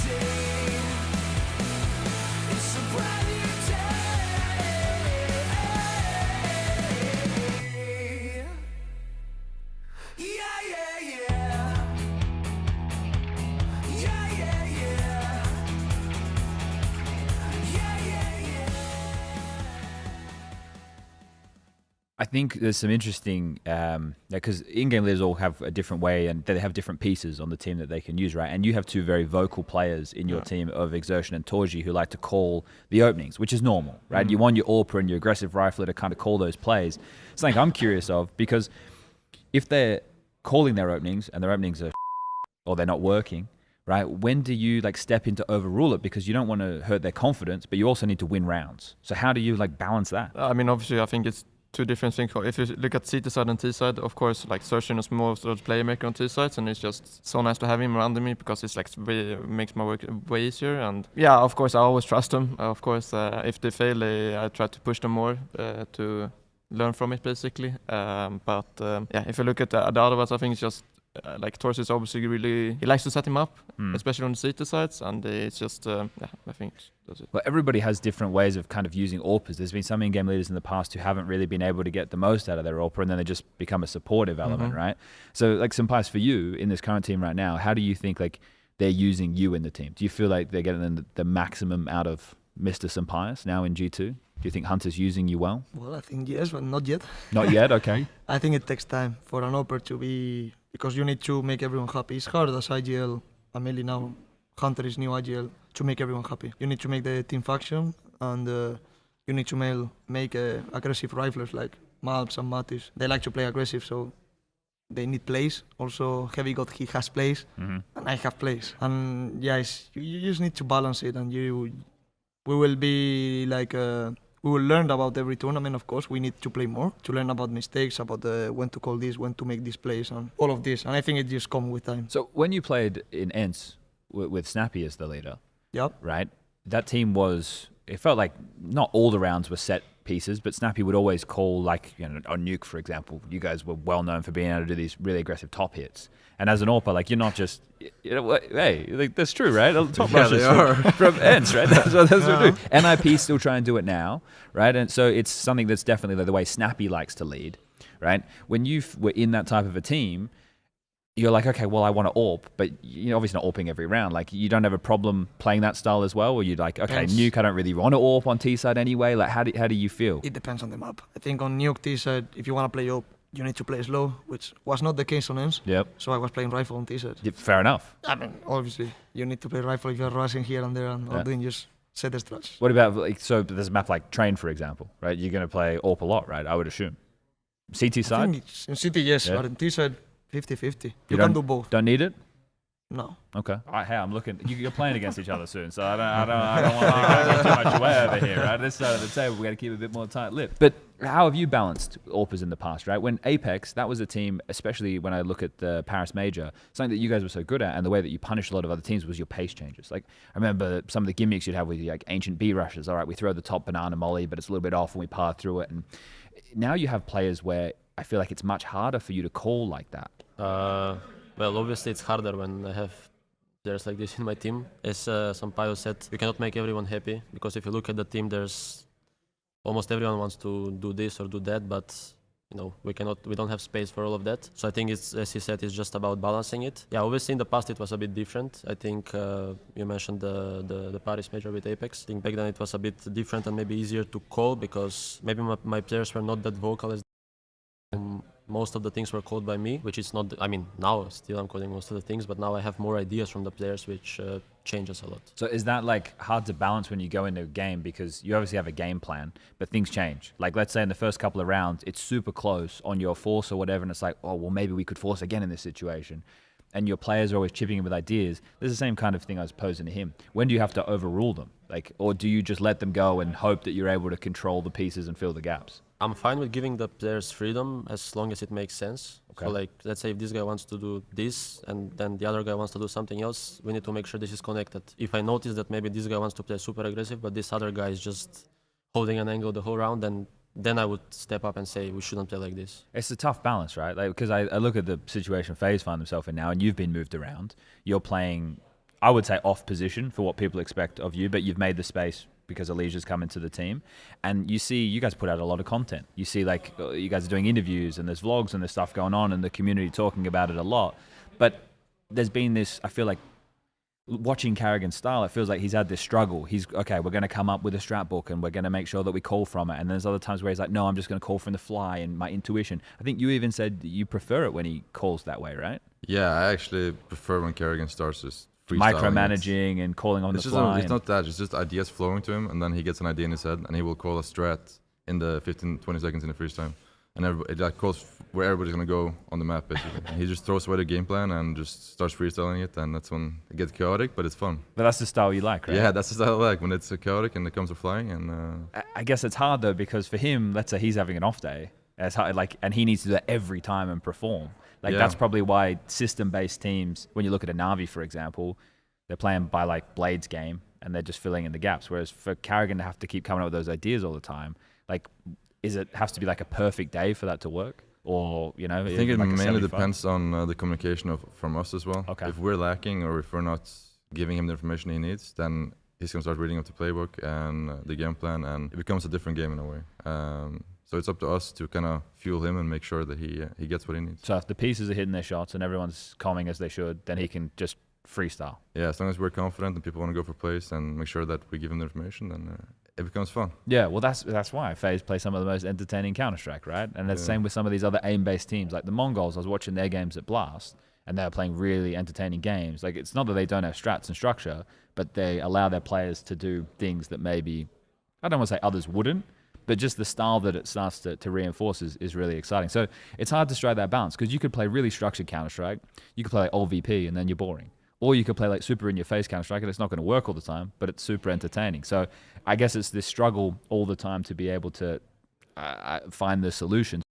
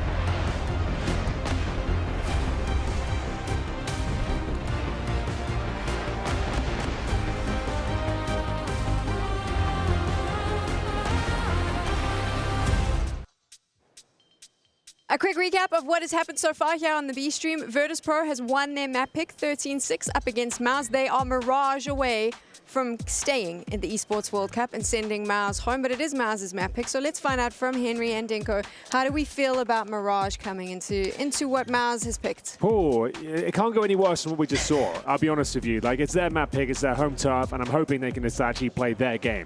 As cliche as that is to say, they really didn't turn up at all. I'm hoping we watched them in the halftime break. They were just in here grinding rather than going outside and relaxing. They were in here on deathmatch, making sure they were ready, and I think that's all it's going to take. I think they can bounce back, and hopefully we see a third. I would agree. I think Mirage is a very comfortable map for them. It's Exertion's home ground. You know, he gets so much impact inside of middle. I think if they're going to bounce back, it really did feel like it was individuals not warmed up, like just weren't firing. Towards he had a decent start against Ecos. As soon as the AWP came out, he did nothing with it. We've seen Spinks kind of getting caught fumbling in his position, trying to get nades out. Exertion was pulling nades as they were running in towards him.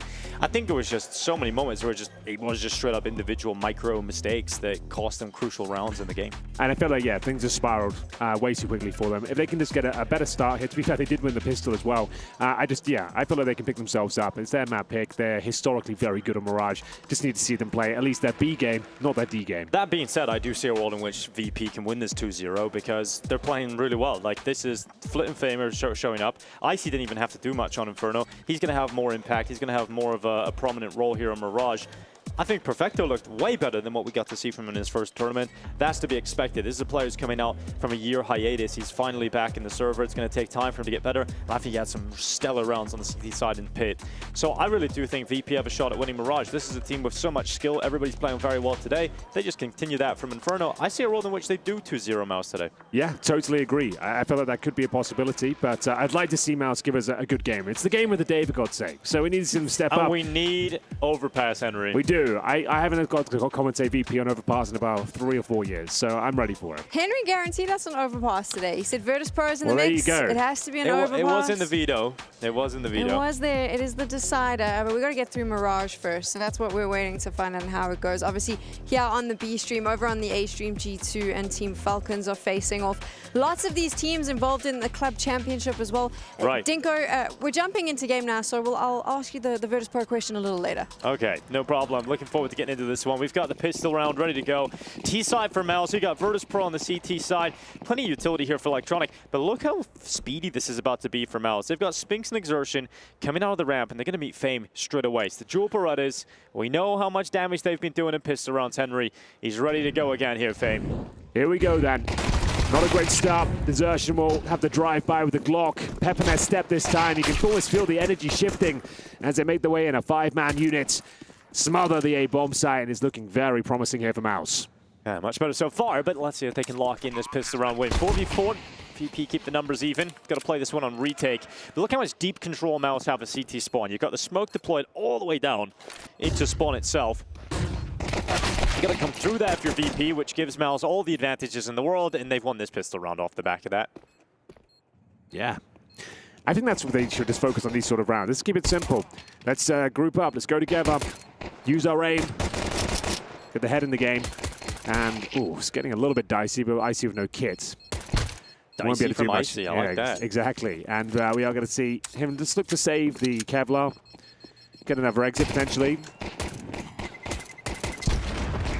Low HP on Jimfat and Spinks, but he's had enough. Gonna leave it there. 2 kills to his name. Much better from Mouz there. Smiles are back on their faces. I'm expecting a third, to be honest with you. We'll see whether they can keep this energy going. Will we see a force buy in a second, though? The drive-by from Xerxen as mentioned. Imagine to get himself a few kills in the end. Double kill for IC. Farm $600. And it will be the force.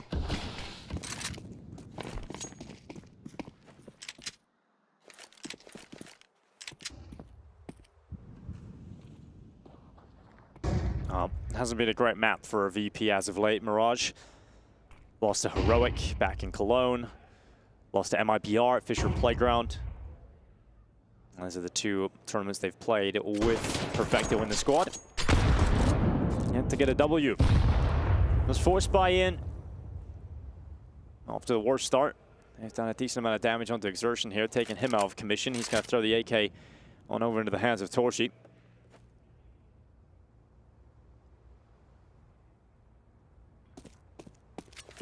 Look at that mid-control. Smokes down towards the window. Utility was a bit of an issue on Inferno. This one, much more promising so far. Spinks, known to get into that connector. One of his favorite spots on the map. It's going to be Fame in the long-range Deagle as well. Trying to bait in Electronic, who's boosted up on the bomb side, bear in mind. And they have got a player towards the van as well. They are walking into the Lion's Den here. Fame doesn't necessarily need kills. He just needs to take the aggro, but maybe a bit off more than he can shoot. As we do see a couple of kills for Electronic. Is there one more available? Oh, apparently not. Impact. Jimfat, probably his best output so far in the series. Yeah, absolutely. A very quiet start to Inferno. Flick going to be brought down. The force buy for VP does not pay off. So Mouz are getting that start that they're hoping for. I think it's incredibly important that they come into Mirage and they just get out to a strong lead. Build some momentum early on, try and shake off the rust. Now, if they allow VP to come in with a pistol or conversion and allow them to get in to the game right from the get-go, it could be a very difficult uphill battle. But a great opportunity here, not really even taking too much damage in that second round as well. Can start to build the money. Didn't get to see much of a T side really from Mouz. No, certainly not. Complete non-starter. Damn, Exertion's gone already. Flit took him down with the deagle in middle. It's back-to-back frustrating rounds there for Exertion. Really shouldn't get out of hand, though, in terms of turning into a round victory for VP. But stranger things have happened. Certainly. No Kevlar, just a note. Single flash. Waiting to be deployed here. Electronics got that. Normally swinging out towards middle from connector and short with that single flash, but it's in CT spawn for now. So going to be flashing the A ramp when they feel like there's presence on the other side. No presence for now, though. Working towards middle. 4 players. And the B bomb side's wide open, bear in mind. So if they go in towards B, which is looking likely, the round's already decided.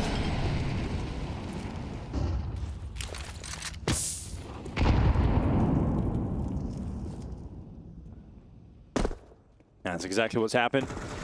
Walking into the B bomb site, no one's home. And we got a 3-0 start here for Mouz. To say, it'd have to be one hell of a PT50 sequence to find that kill. Not going to happen this time, and that's pretty much all she wrote. Well, there is another game going on over on the A stream. It was mentioned a little bit earlier by Sam. I'll give you an update on that game. So if you do not want to hear it, well, turn your sound off for just a second here.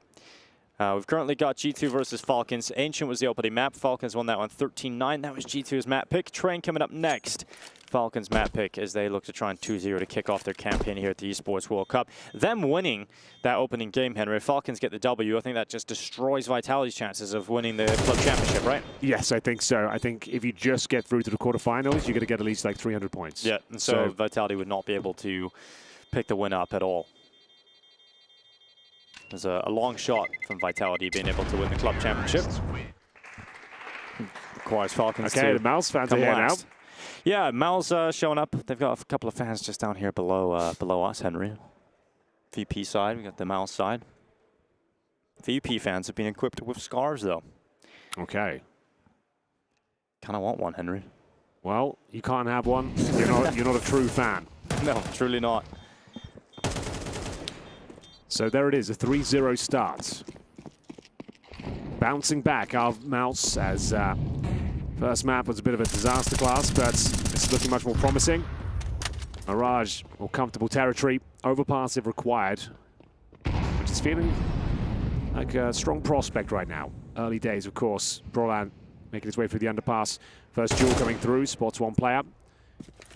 Potentially takes some damage here with the util, but decides to fall back.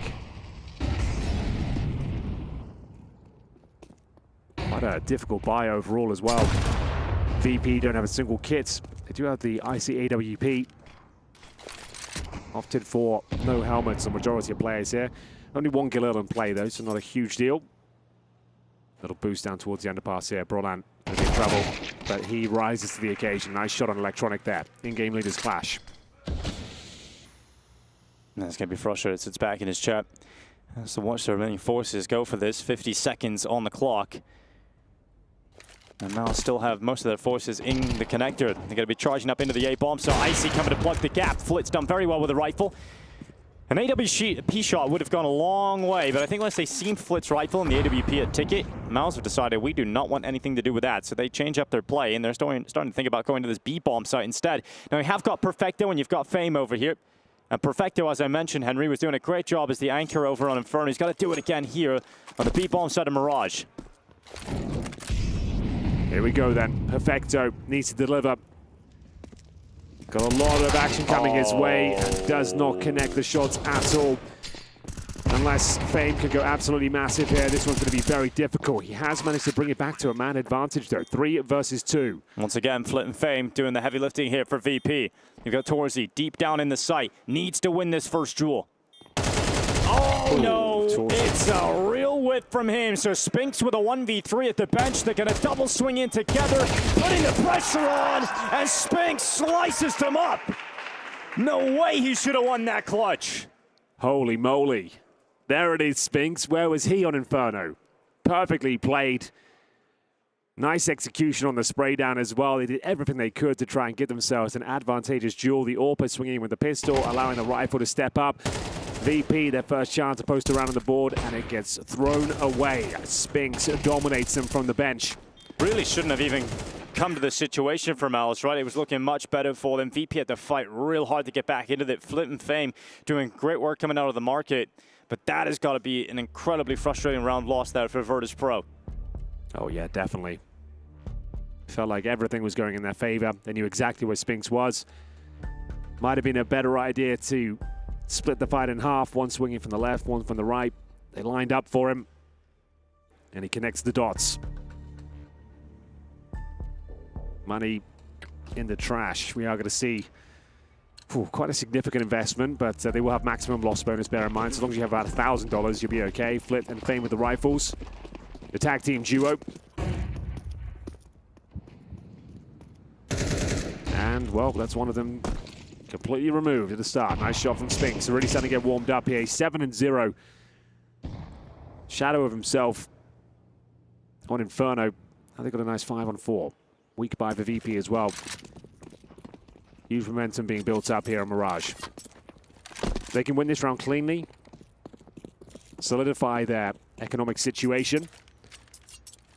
They are poised for a fantastic half here on the T side. This is exactly what Mouz needed. They needed this start on Mirage. Just to raise the morale, get everyone's head in the game. Yeah. If it has to be Spinks clutching a 1v3 to keep it going, then it doesn't really matter.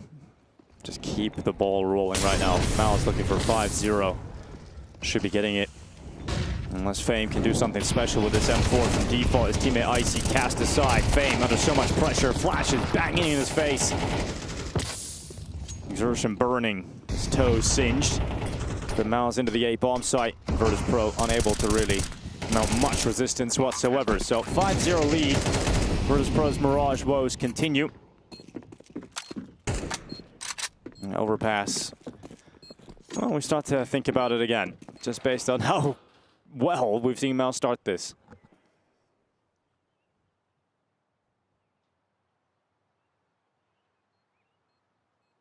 Not much left to be said about this round. We said it had to be the clean sweep. Build up those finances. That's exactly what Mouz have got. Told you with the Orb, they're going to get an extra $3,500 on top. They're already got established bank accounts. Perfecto to save the 5-7 electronic with the M4. And 5-0. Mouz are back. Overpass. Hanging in the balance here.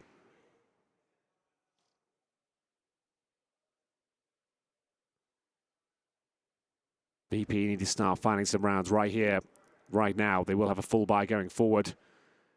Or they have the IC AWP, yet to be seen.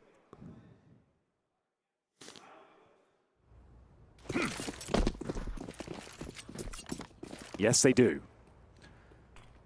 So, VP, CT side. Here on Mirage in that CT sided meta. Not going tremendously well so far.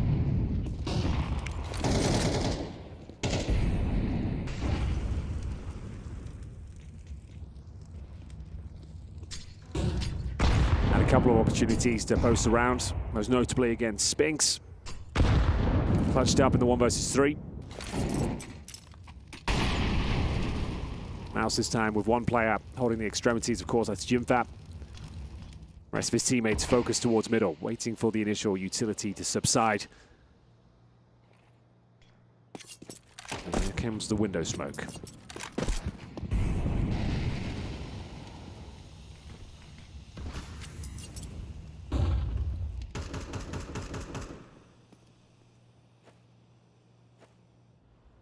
All right. Oh, gee. I thought it was like get Flip boosted up nice and silent. No. They allowed dismount and exertion. Oh my God, smelled blood in the water. Lucky to be alive. Yeah, very lucky to get away with that one. That would have been incredibly frustrating. Exertion's still on the hunt for this, and this is what we were talking about before the game started. This is Exertion's home ground. Him in middle, around the window. He's been a nuisance in this role for years now.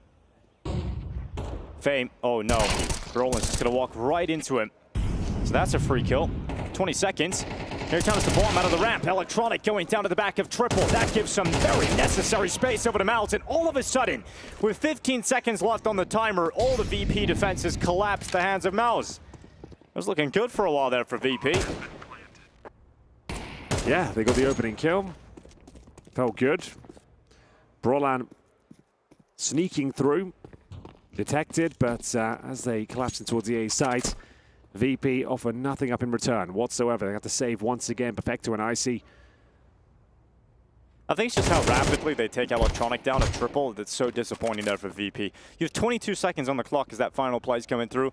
You take away one of the prongs to the approach through connector, and now you're about to lose absolutely everything. Perfecto trying to hold on desperately, nice and clean on the double, but he eventually falls, and Icy's AWP needs it, and he's got it. So he'll save that on over. And we've got a 6-0 lead for Mouz. What a turnaround this has been. Coming in a lot more focused. Well, that's what we wanted to see, really.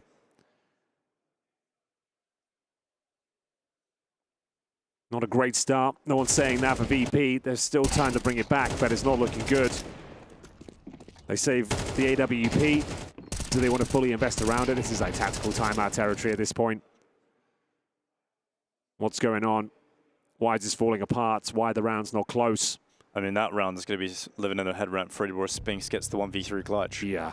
Imagine what that could have done for VP's chances to kick things off here in the first half. Yeah, so there's the timeout, yeah. Okay. All right, Kim Finn rallied the troops one last time here. 6 rounds available remaining in this first half. Very unlikely VP get all the remaining rounds, but 4 or 5 is kind of the limit. You really need to get towards that number to have a shot at pulling off Mirage. We know it hasn't been a comfortable map for them. They lost 13-10 to Heroic at Cologne, 13-8 to MIBR back at Fisher Playground. Those are the only 2 outings with this squad.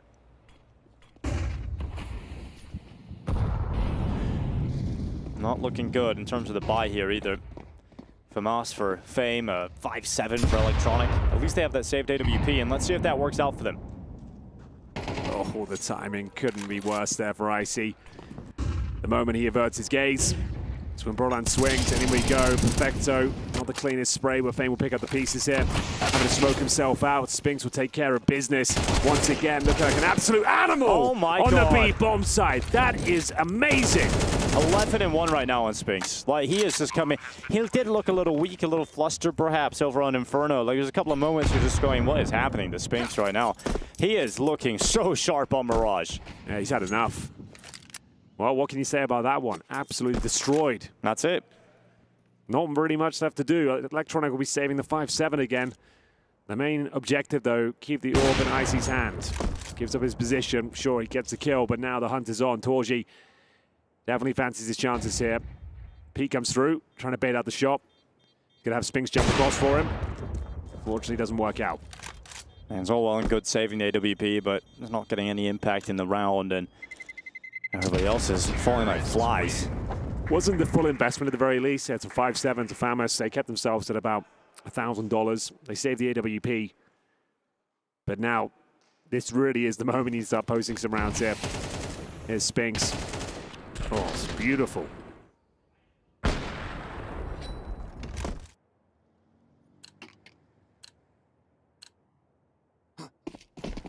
Best case scenario, 7-5.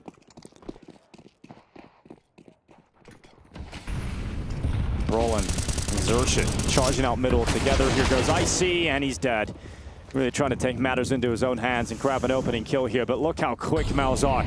Zero mercy, straight into the connector. Exertion all the way up. Fame's peering for his head, but Exertion's already got around that corner, and this A-bomb site is overwhelmed. There's nothing they can do about it. Just the speed. Here we go. A-bomb site still wide open, but at least they have the man advantage. We are going to see the bomb planted. Exertion ready to swing, and swing he shall. Finds Flitz. Fame keeps the round alive, but there's only so much he can do here. Perfecto will join him. The retake in a 3 versus 2 deficit. Now just 1 player remaining. It's going to be 8-0 Dinko as the round falls apart once again. A promising start to it. Fame looking some exits, but Jimfat coming to life as well. He's 8-1. Just the speed and the confidence right now from Mouz is so difficult to stop. And they know they've got middle when they want it. Exertion's already up through connected. They rip apart IC. It goes for a wild peek through the bottom of Khan. It's an opener that Alpers will go for, but with the amount of focus Mouz put onto Khan, with utility in players, it's just impossible for IC to even get away if he did get that 1 pick. So that trade was coming in. Electronics been left on the A-bomb site alone quite a bit. They've had multiple timeouts in this half. Finn just can't figure it out. VP can't put it together. Mouz just outclassing them. Spinks has had a heater in this first half, and he's down at least early. Early pick there, Flitz. Presenting an aggressive maneuver down toward the underpass. A solo play yields an opening frag, taking down the danger man, Spinks, who's currently 12 and 3. Xerxin on the hunt, though. I think he's got him as well, Flip. Oh, you can see he's checking it on a timing, and it doesn't matter. You can look in the right place. You can do 95 damage, but Xerxin still comes out on top of it. Flick going to be frustrated because he was looking in the right position. He realized how important his spot was to his team's CT effort He had the here. opportunity to leave then as well, and I think he's just frustrated. Like, he's got that opening pick, and he's giving it right back. Well, Perfecto is the only B player, and he's only got an MP9, Henry, so I'm not feeling too good about his chances of doing anything here. It's a good weapon at close range. Oh my gosh. How is he not taking that? That is, Dude, he's 5 HP. That was awful. What was that? He's running. He had to hit one bullet. I think it's harder to do that than it was to kill him. Yeah. He was crouching, ready for that. He's got, what, 20 HP or something? Just and jumps he to the starts scroll wheel. jumping and crouching and spraying everywhere but on his body. Displaying the nerf of the MP9 for everybody. I guess that's what it is. And just showing us what the issue is. That was not. I don't think it made a massive difference against that kill, but still, God. Yeah, regardless, I think it just sums up how this half has gone. One. Yeah, 9-0 now for Mouz. All right, overpass. What do you think of it, Henry? It's coming. You did promise It's a map that's going to be appearing momentarily. Oh, Perfecto. That's one you want to forget. Dude, it's crazy seeing Not a single bullet connected. how Mouz are just controlling the pace of this game right now. Like, it's so high octane. That you lose the opening pick. You convert a 4v5 like it's nothing. It's just a pack of death rolling around the server.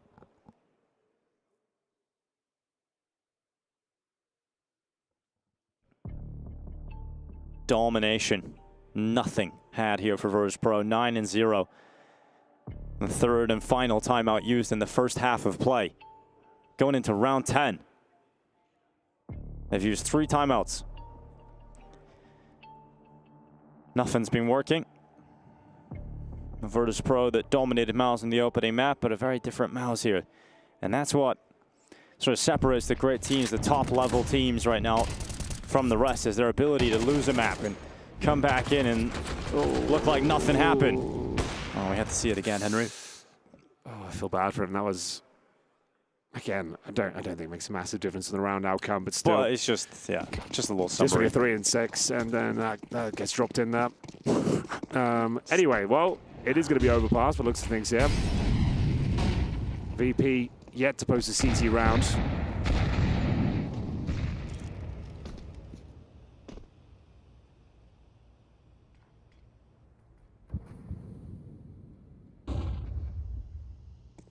Well.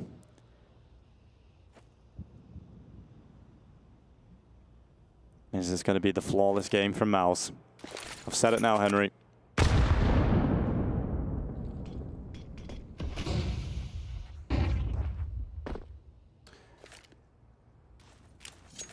Windows smoke coming in momentarily. Pace change after the timeout as well from Mouz, playing a lot slower. VP also not challenging any of the early choke points.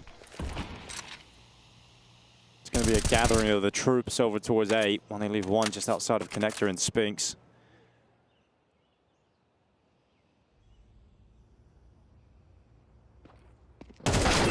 Nice aggressive maneuver up through shorts. They've taken one of the prongs of the approach out. That's going to force Mouz to accelerate their A plans. Flash is coming up. Xerxin already out of the ramp and towards Tetris. Much better here from VP. They've got the initial 2 kills. The impact's also down on 34 HP. So as soon as I say, Henry, the flawless game, if I asked to pose the question, and, well, it's come crashing down. Well, here we go. It's looking like surely this round is going to be locked in, and there it is. 9-3 is the best they can hope for. 2 in a row required. The upgrade to AK-47s needed that. And that goes without saying. Round number 11 comes through. BP still believing. I mean, obviously, they need every single round remaining here, and then they need the pistol, the conversion, the first gun round, first couple of gun rounds, probably. But we know how MR12, you can watch those gaps shrink very quickly. It's just got to be something that's in VP's mind.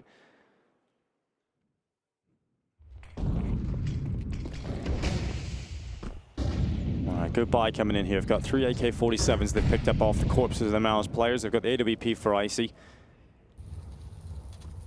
Issue is obviously so much money here for Mouz. They've got a really good buy right back again. Going to be buying for the rest of the half. Not too much of it left. And comes the mid-fight. See if Fame can win it. Does a great job. Good trade from Exertion. That is sharp. Yeah, very well done. 4-on-4 makes things uncomfortable for the defense.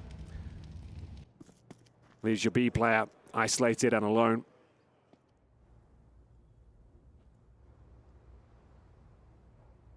One minute remaining. Spinks watching towards that window area. Flitz can feel the weakness over towards B. They've rotated a few players over there. Problem is the bomb's up and towards Palace. Xerxes at the A ramp. Spinks making his way towards connect up, so they've had to push off towards short. There's the play that worked for them in the last round. Some mid-round aggression up through catwalk. A finish again for Mouz, right towards Icy from the ticket box. He'll punch one. Brolin and Yimpat, 2v3. Trying to gain double figures here for Mouz. Brolin just leaps to that CT smoke. Icy to bring him down, so it's all Yimpat. Earlier in the half, we've seen Spinks get a 1v3. Let's see if Yimpat can follow suit. He's had a much better map here than he did on Inferno, but unable to take down Electronic. It is a second round in a row here for Virtus.pro. Well done, good conversion. Earned a couple of claps. Needed that. Second round on the board. 3 absolutely required here.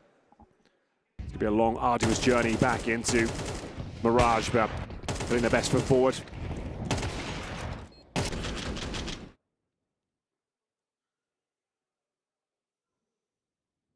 Still believing.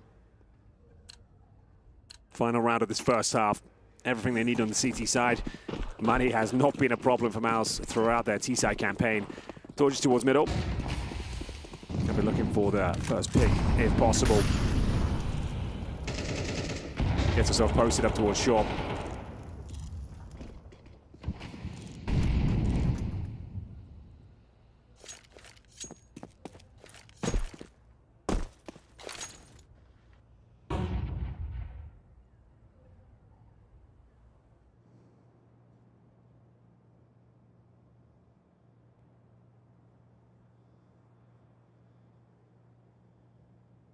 Taking the time here. Brolin and Spinks down in underpass. Exertion towards top middle. That smoke up to the window comes in, allowing Brolin and Spinks to comfortably move out and in beneath it. Hasn't been a whole lot of window activation in terms of this half. You know, Mouz usually play that quite a bit, getting a player up into the window more often than not. It's Exertion boosting up Spinks this time, and because there has been short aggression in back-to-back rounds, need to be very aware of that. Fame coming out on top of the fight against Torzi again. Not bad at all. But look at what Spinks is trying to do here. In the smoke with Flick, as Exertion applies pressure up through short side. Well, there's Fame. Looking like they've done enough here, Adam. 3 rounds looking likely. Well done to Virtus.pro recovering this.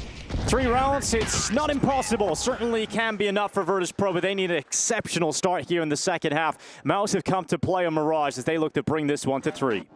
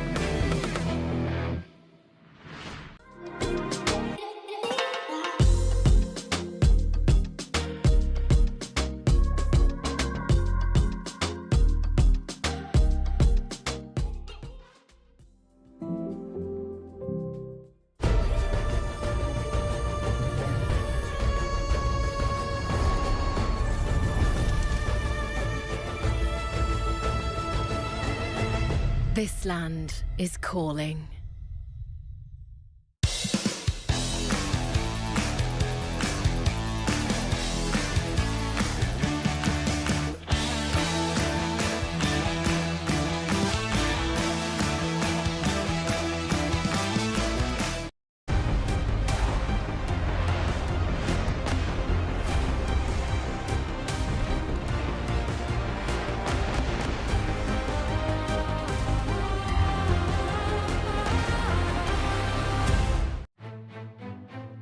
After a disappointing Inferno, Mouz have woken up on Mirage. They come in with a very strong half indeed. 9-3 posted.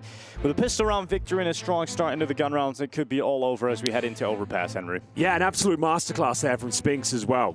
T-side brilliance being displayed time and time again. He is back and looking sharper than ever. Can he keep it up though? VP did wake up towards the tail end of that first half, posting 3 rounds in a row. Important pistol, and one that hasn't started well. Thankfully, a trade in return. Fame doesn't take any damage. Back to the 4-4. It's all about B at the moment. The bomb position outside of that. Show a little face towards middle early on. That mid player going back to the T apartments to join the rest of the forces. You got Yimpat waiting, just biding his time with a smoke ready to deploy. Oh, he's fumbled that, hasn't he? It's still good. It's still good. We'll take it. It's all under control. Yeah, exactly what was meant to happen. Well, it's confusing. It looks like one of those kind of crazy one-ways, perhaps. It's like they're not sure what it is. It's like, leave it alone. It's don't not want to worth touch that. Let's leave B. Never seen that smoke before. They're trying some weird stuff on the B bomb side. All right, minute left on the clock. Spinks and Yimpat about to come through short. Brolin's clearing out middle. They haven't seen anything for a while here, Mouz. And about to, oh my God. Yeah, gotta take those chances. Oh, I guess one for one again. Yimpat trying to get back to B in time. Perfecto leaping out of the apartments. The bomb kind of in limbo about where to finish, where to go. Perfecto taking space in B. Oh, I mean, it's the only option available to them now. Just can't go down. They just can't lose this fight against Brolin. Trying to keep him pinned. Doesn't want to expose to short. Perfecto, because of that, is pinned in the corner. And now Fame's arrived. So his bodyguard squad has turned up. His support. As that bomb plant, not going to be denied because Fame covers them off. And Virtus.pro somehow walked back into this pistol round, leaving Yimpat, who was the initial B defender, as the only one left. A 1v3 and denied by Fame, who picks up a 4K in this pistol. Some individual brilliance there being displayed by VP, waking up just in the nick of time. Fame dominates there, and it looked like the round was about to fall apart. The exposed planter, they assumed it was covered. Thankfully, Zershman was very low HP, taken care of. Brolin with a nice shot there, but Fame doing the heavy lifting, getting the job done. In towards B they go. Gonna say you don't have to force this with such a massive lead, but we'll see what they can make of it. Opted for the Deagles, the arm up. Oh, Fame. Oh, Blitz. Well, grenades on display today.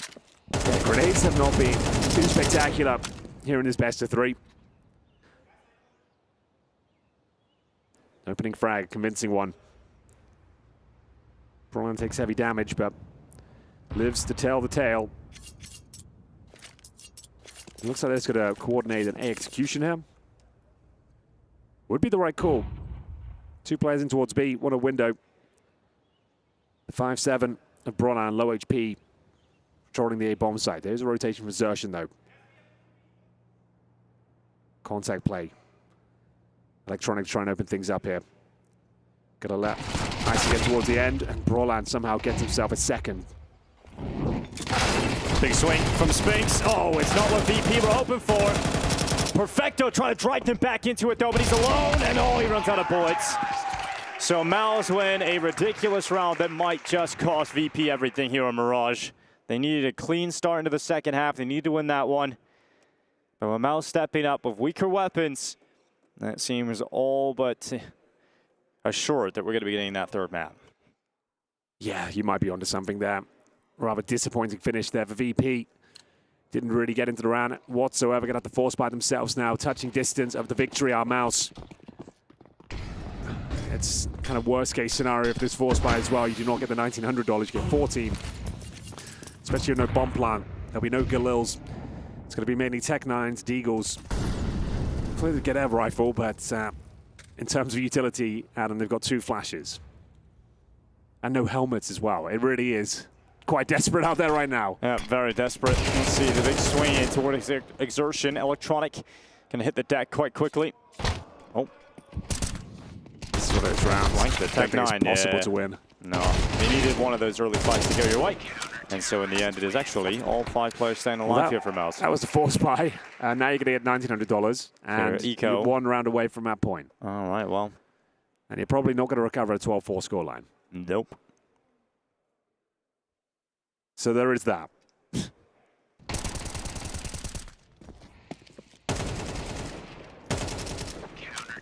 Well, take a look at the overpass here for Mouz. Played it once, lost it to Team Spirit, 13-6. How many times VP played it? 50? Probably got 100 times in there, right? I'll tell you exactly what VP have done on overpass so far. In just a second. The team that have played overpass, they've got 60%. It's become their first pick. They played it 5 times, 3 wins, 2 losses. They lost to Team Spirit, 13-3. So Spirit, seemingly a very good overpass team at the moment. Teams they did beat were FaZe, MIBR in overtime, and they beat Tai Lu in Cologne. They lost to Heroic, actually 13-8. So Heroic been a little bit hit and miss at times for Heroic, VP. the GOATs right now. Yeah, but more experience certainly on overpass. Virtus.pro, 5 official games on it versus the 1 from Mouz. Heroic are the GOATs. Back to being Swedish, Henry. That's what it's all Swedish about. core. I thought Nilo was decent yesterday as well. Yeah, I think everyone Haven't been too excited about him so far. I think everybody had to have a good game if you're going to beat Spirit, right? Yeah. Oh, hang on. No. It's all starting to fall apart here. No, no, no, no. Surely this is that's the it, though. eco. This is the full eco. 3 on 3. No rifles recovered, unfortunately. Going to try and hightail it in towards the B-bomb site, which could be the right play. Jimfat, though, considered one of the safest pair of hands in the B-bomb side of Mirage. And in they go, just hoping they can catch timing here. And unfortunately, Jimmy, very well positioned. Should be able to get the last one. Xerxes there to back him up. And we've got map points. Well done to Jimmy. Well played, gave them nothing. A couple of kills there for VP, but now going to need 8 in a row just to get us to overtime. Seems very unlikely. Yeah, 1 big buy left.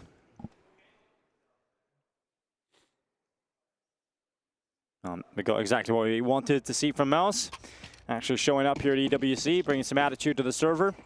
Able to dust off their woes from the Inferno. Come into Mirage and get back to what we're used to seeing from Mouz. I think Spinks' clutch in that first half is really important in terms of stopping any of that early momentum that VP could have gotten. It's not 1v3, so devastating, just vacuumed VP out of the server. Continue to have impact throughout. VP gonna try and hit this B-bomb side. Missed shot from Torsi, and the impact, fails to do anything from short. So on Spinks again to deliver some impact towards this side of the map. And he's done well. Take Perfecto has stalled them out a little bit. Exertion's now arrived as well, and Mouz are gonna close this map out. It's down to just Electronic, now Icy, and Icy alone in the 1v3. He'll hop out of the apartments, down to the ground, and Mouz will celebrate a huge victory, being able to come out on top of Mirage in a very convincing fashion. They're back in this series, and it all comes down to overpass. Oh, it certainly does, Dinko. Great performance here. Mouz bouncing right back.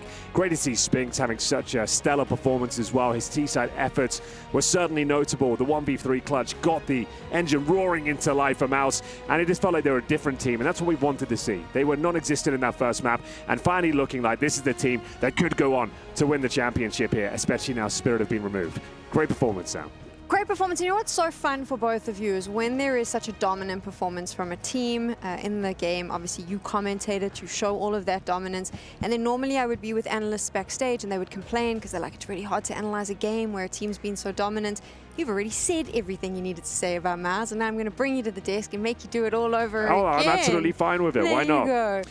But it was dominant. A completely different team, right, when they come onto their map pick. It just felt like the individuals were finally hitting their shots. It wasn't necessarily anything crazy about the game plan. They just managed to find some momentum, win a clutch, and I think that 1v3 from Spinks is what really had to revitalize the squad. They realized, okay, we're Mouz. We're the favorite team here. We're one of the top 3 teams in the world. We're ready to show our performance here, and we're not going to crash out in this sort of fashion. It was just a completely night and day scenario. I think you said it during the pistol round. Like when they come out and they just have this direct hit, everybody looked a bit sharper. Exactly, just coming to the pistols like, oh, this feels a little different already, and it just continued like that. The only opportunity VP really had to get things going in the first couple of rounds was just taken away from them by Spinks, and from that point onward, man, it was maybe a couple of moments here and there from Fame. I thought he was okay at times. Like this pistol round is a 4K. Maybe it could have catalyzed something for VP, but they just don't have enough in them in Mirage right now to be able to compete with Mouz. Oh, certainly not. And they were, what, 9-0 down. They got 3 rounds in a row towards the end. That's great, but still, just on the CT side, that's nowhere near enough.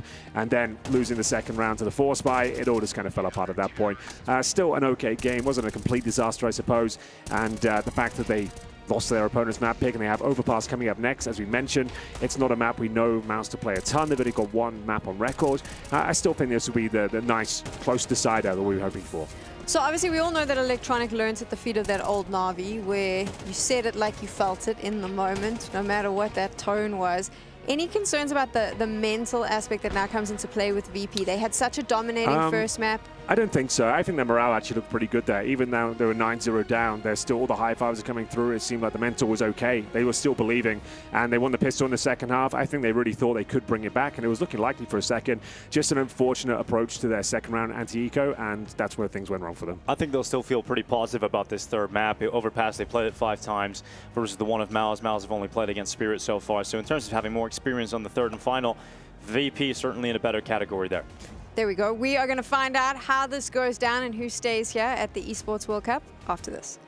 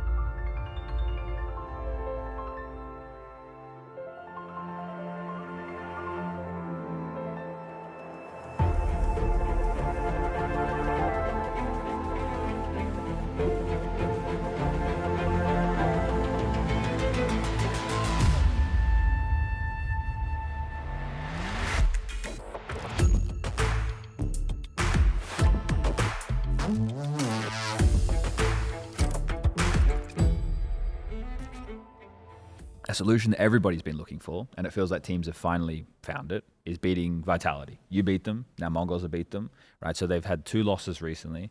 Something I wanted to ask about was, from a leader perspective, when you're going up against the same team time and time and time and time again, are you learning from every game and you're like, okay, next time, like, I know I'm going to get you here, like, I have this rotation. Like, is it this constant, like, building in your head of how you're going to beat them? I mean, I think it's just maybe more of a mental game, I would say. It's maybe between me and Apex, of course, but it's just sometimes you overthink it a little bit sometimes. Of course, you play them a lot and you lose, like, stupid rounds sometimes, and it's just very frustrating, but I could easily see them maybe sometimes that they try to mix it up a lot, especially when, like, for example, like Dust 2, sometimes they played long a bit, sometimes they play mid a bit, sometimes they played B a little bit. It's with us basically, and I mean, of course, we try to figure out how they're playing basically, but sometimes they're just, how to say it, sometimes maybe they have a better plan, if I say so, but it's more of a, maybe, I would say it's maybe not like game-wise, but it's like more of a, I don't feeling. know. Yeah, exactly. I mean, sometimes when you're in distress situations, for example, Apex is probably like one of the best to handle it, I would say. And yeah, I'm pretty new to this as well, so yeah, I try to get more experience from it, especially from first game we played them. So. Well, that's the thing though. When I'm casting these games and I'm watching them, and okay, you know, a clutch goes one way or another, and it's like big in the moment, but the ramifications that can have on a match is like, it's literally defines the outcome of the game, right? Or you have a round where you completely break their money. It's just, it's hard to think that the practice or the lead-in is you preparing for these situations that are so different every single time. So I have a hard time understanding when I hear, okay, we're doing a game plan. It's like, surely that goes thrown out the window like pretty quickly, doesn't it? Like, stuff's happening that you're not expecting. They're doing different things. The game is playing out differently. So is this where the timeouts come in and you're adjusting with the coach? Like, because look, back when I was playing, coaches weren't even really a thing. I'll be completely honest. The coach was just a guy. It was sometimes the manager who stood behind you. It wasn't like it is today.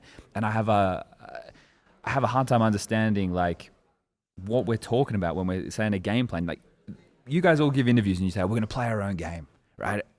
So the viewer, that doesn't really mean anything. But I think when I understand it, it means we're just going to do what we said we were going to do before we join and hope that it works compared to, is that it? Is that like what we want to do hopefully beats what they're doing versus us? As simple as that. I think about the game plans, mostly how it is that you kind of decide which way you want to play. So like, let's say you want to play faster or slower, or you want to play more set, or you want to play more default, or you want to play with the op. It can be many things. I think just the general thing is the most important. And okay, then you should try to stick to that. I mean, obviously. I feel like game plans nowadays are a bit overrated, or I don't know what's the word. I don't think they're, because everyone is obviously preparing and everyone is checking what the opponent did, what we did. So like, there's so many things to think about, and I think it's just mostly about the style you want to play and not too much about like, we want to do this strat or that strat. It's just one of those things where it's always going to feel like a bit of an anomaly when you're talking about it. You can only talk about what you're seeing because we don't even know what your ante looks like, right? Like, what you've decided is the whole in what the other team's doing, and if that's still even going to exist. It's difficult for you two to talk about when you're going to play each other in a couple of days' time, I would imagine. But Sampais, throughout your career, right, I asked you who you think the greatest is of all time. Who's the best you've played with, in-game leader-wise? In-game leader? Yeah. First I need to remember in-game. I played with Napi for a while, Glaive for 2 months, and then LNZ, yeah, an experience, so, and now Hunter, right? Yep. Well, and Mac and Movistar? Movistar, yeah, with Alex. We were also an experience there. But you guys had some good results. I need to say Snappy, obviously. Yeah? I think I played my best CS there. It was chaotic CS, but it was fun. What makes Marco so good? I think he's a really good leader in terms of like hyping up the team and being decisive, and he's really smart when it comes to chain strat, you know, like when he has to... The flow of the game. Yes, like when he's calling like on nuke T side and he gets the first round winning, he's gonna call really good T side. Yeah. Like he's gonna come 5 rounds like chain strats. It's gonna make the call perfect. But see, that right there is something that I think that the two of you, it's not saying you can't do it, but would have a harder time with, because it's, yeah, you have to use your stars. Whereas I'm not saying you guys didn't have star players and ents, but Snappy would call it and you would do it, right? Whereas I feel with you guys, you have to go, oh, well, I need to balance these guys into it. Does it ever? I don't want you to talk your players or anything here, but does it ever feel that way? Because that's what I was saying with the Apex thing. You were able to call that way. You were able to get the flow. All right, we're doing a B hit. Now we're faking the B hit. Now we're doing an A rush. Now I feel like you have to go, well, I've got Kiyosuke, I've got Monasi, I've got Nico. Like, I can't just make them run into a wall, right? Because it could get shut down. I think in this case it's not like that because we've actually had this discussion in the past. So when I'm feeling the game and let's say, as you said, we win the first gun round and then round start rolling and going fast, when I feel the game, I always overcall them. Okay, so that's it. So if the flow's there, you're gonna keep going with it. Yeah, and I think they're also good at like listening to me and respecting the calls because they can see or feel that I'm feeling the game. Sure. Yeah, well, I guess that's when you're more pumped up or right? Because that's when the leader's really putting himself in the game. Do you have the same feeling? Yeah, for sure. Yeah? I think it's just when you actually have the momentum with you and then you have a really smart idea or like a flow, as Christian said, I think it's just sometimes you need to shut down the players. Like if they have an idea, if you feel like you have a good idea, basically, is just try to shut them down. That's where the leaders are out reading each other, right? That's where when you get into an empty bomb site and the players like, we didn't get to kill anybody, but the other team save it, and that's the biggest win.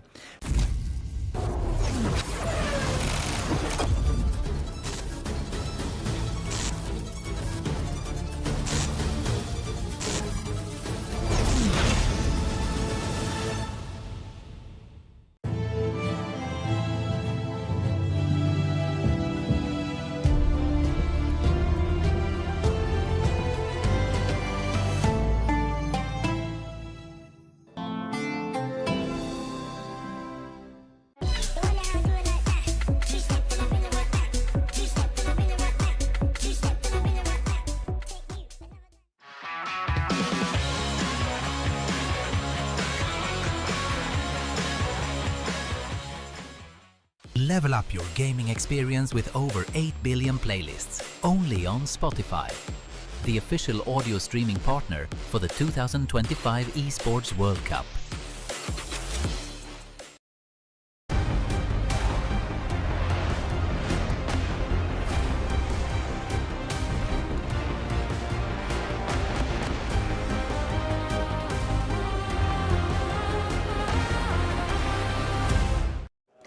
We're heading to Overpass to decide who stays here in the Esports World Cup. Will it be Mouz or Virtus.pro? This is the decider, one map apiece for both of these teams. How do we think Overpass is going to play out, gents?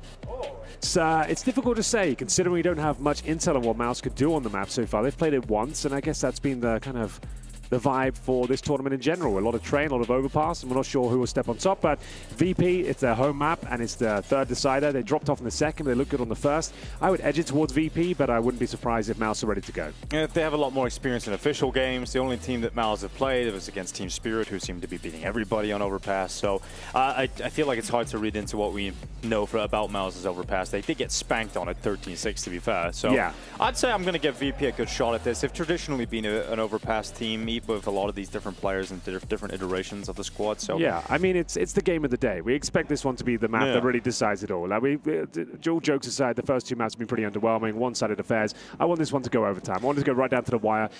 VP to slow it right down and show us what overpass is really all about. That's what happened in the Heroic Spirit game yesterday. It was two one-sided maps into that overtime extravaganza, Sam. So I feel like we're going to get the same. So Dinko and Henry think that the exact same thing is going to happen. I am curious to see what Mouz has to offer. Do you think that's a problem for teams? I mean, we mentioned this earlier, but we can talk a bit more about it. I know Alexi B at Navi has said it before, where when you're on that run and you're constantly making semi-finals and finals, you literally go from one tournament to another. There is no downtime. There is no space. It's travel days and competing. So he said at the time with Navi, when they were on that trajectory, there was no time to change anything. There was no time to work on new strats. There was absolutely nothing you could do except play.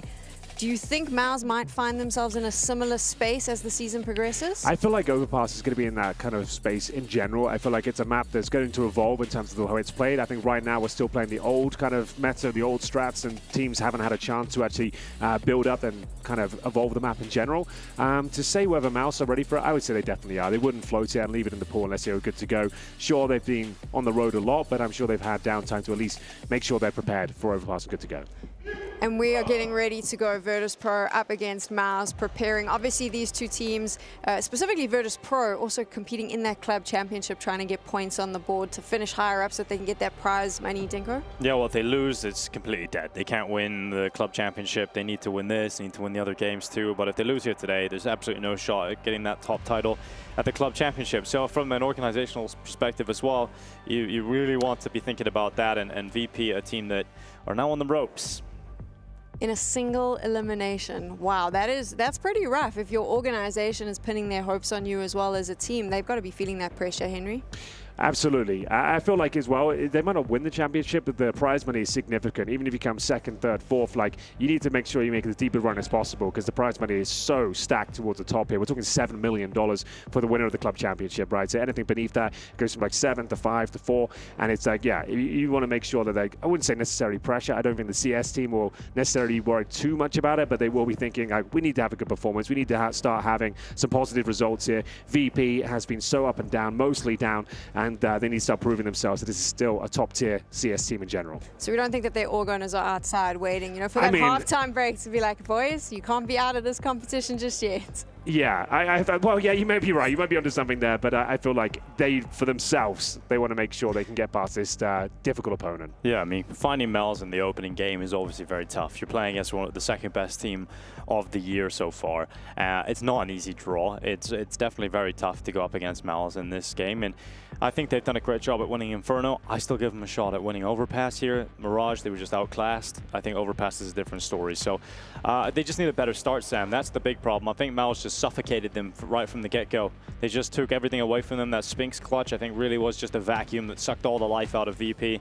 Once you go that far down, once you're that deep in the hole, it's so hard to dig yourself back out of it. You get one round loss or one gun round loss that you should have won, and you're done. Your chances are over. So I feel like VP need to come in. A pistol round win would be massive here. A conversion on that. I just want to see VP have a little bit of fight right from the get-go instead of having to try and pull this really difficult comeback in the second half and you've been 9-3 down. They just can't afford that against Mouz. In your opinion, which team is better at controlling pace?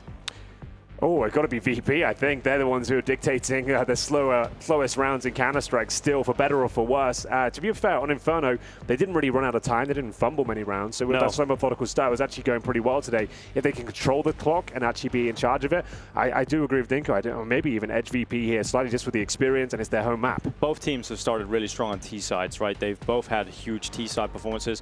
VP on Inferno, I feel like their T-side was brilliant. They showed some really nice slow rounds. They were controlling. They made it very difficult for Mouz to make the right read, the right gamble stack, and they also had some faster rounds thrown in there. So I think the T-side calling today on Inferno was good from Electronic. They started to come back on the T-side as well once they get over to that second half. So I'm looking forward to seeing who is starting on the T-side here, Sam. We're going to find out as we jump into game. This is it. Virtus.pro up against Mouz, one map away from deciding who sticks it out in the Esports World Cup. Well, let's get into it then, shall we, Dinko? It is going to be the CT start for the international squad. Mouz, they've got themselves dualies, as you might expect. Xerxon to wield those. Got himself a 4K spray down on the Inferno pistol. Didn't lead into much after that, but they've got 2 smokes to work with as well, a couple of flashes. No kit, just to note that. And in terms of the T setup, it's going to have plenty of utility behind it as well as a Molotov for good measure, and 4 flashes in total as they send 4, make it 3 players up towards long. And Electronic watching the extremities here. He's got a bucket of utility as well. He's going to be faking towards B potentially as they get ready to go to bathrooms. We'll see where they want to go. They could go back through the connector. No, it's just cool. Yeah, running back down to Khan. He's going to send the smoke out towards Heaven. Flashes will come through as well. And let's see what VP can do as they come crashing down on the defense. There's still 2 players here. One of them Yimpat, the other Xerxon. Well, Xerxon's gone. Yimpat stands up and shows he's got the strength of 2 men as he takes down 3 kills in quick succession. The rotation's now arrived as well for Mouz. Here we go then. Still anyone's round here. Oh, looking like it'd be Mouz at this point, but the bomb plant is massive. Electronic will not be winning this one unless something absurd is presented. He actually gets himself away in towards shore. He's got a chance here. 6 bullets left in that Glock. Spinks just stays composed. Doesn't let Electronic go into the open. And that will be the pistol round picked up for Mouz. Important that VP do secure the bomb plant there. Gives them a strong force buy coming into the second round if they want it. There's 2 ways of looking at it though, Henry. Do you want to go for the force buy and get into that battle early on? Or do you want to have a really strong buy? Take an eco here and have your first gun round be fantastic. I think they're probably going to force buy, if I'm being honest. But Jimpat, he did incredibly well there. Good job they even get the bomb down. It looked like that round was done and dusted. upon entry in towards the B site there. Electronic providing the utility. Smoking towards heaven, flashing them in as they presented some mid-pressure as well. A cool idea, didn't quite work out for them, and indeed the force spike comes through. 2 rifles, Flip will have the AK-47, and pistols and a MAC-10 otherwise. A lot of presence over towards B at the start. Zershan feels something afoot, gets himself close towards a monster smoke.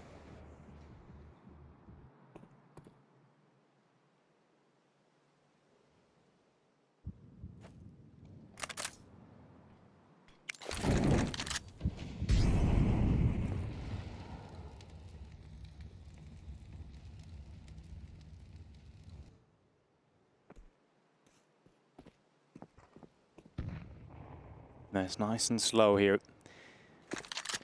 VP making use of the entire map. Everybody's got their own space.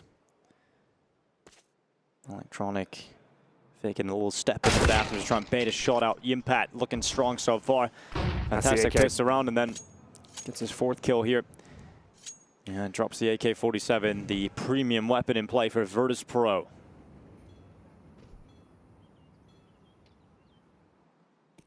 Gonna be a lot of this, a lot of the clock being rotted off. It's a game of patience here for Mouz. Barreling up through middle into the A bomb site for the finish here at 25 seconds. It's gonna be Fame going down straight away to Brolin. Perfecto up next, Spinks ready to shut him down. Impact Spinks combine, and we've got a 2-0 start.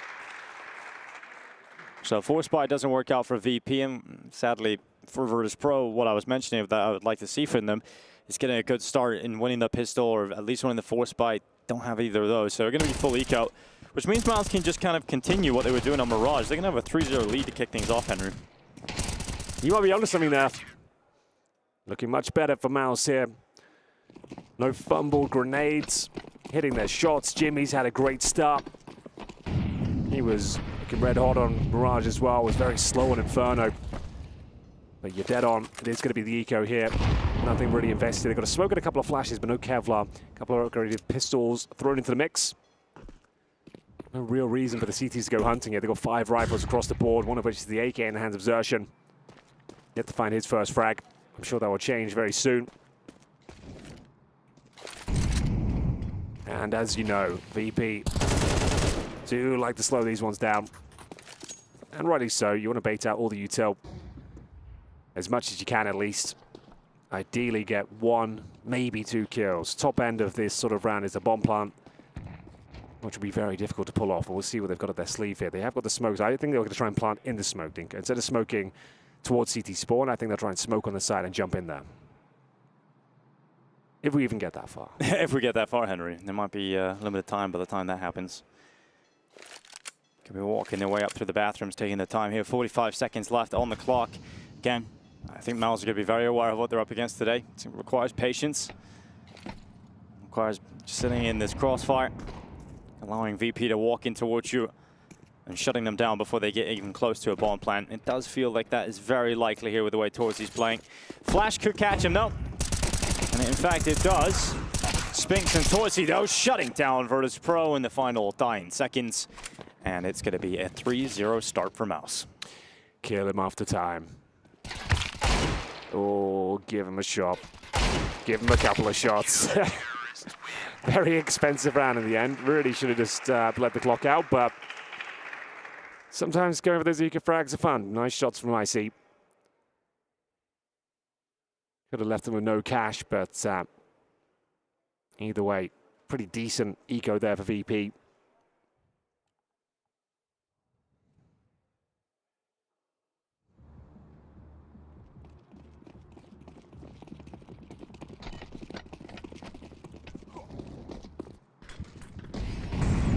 First gun round here.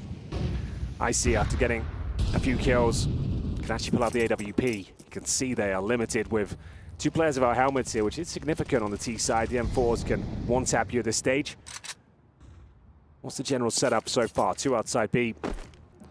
Electronic getting ready to flash and flip potentially, but the monster tunnel is re-smoked. This is definitely a quintessential default. Waiting for any sort of CT aggression, which can be presented on these first rounds. Torji flashed off, but not dissuaded from the angle.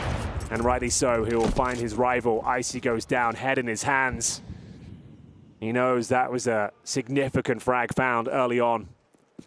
And what's the response? What's the rebuttal? Oh, lots of damage to Jimfat. He needs to be careful. One more tick, he could go down. 32 points of health. In towards the bathrooms they go. At least establishing some control of the map, and Electronic shows off his AWPing prowess. Not for long, though. There comes the peak from Spinks. He's going to be famed to walk away with him. A 3v3 picked up. 35 seconds remaining on this clock.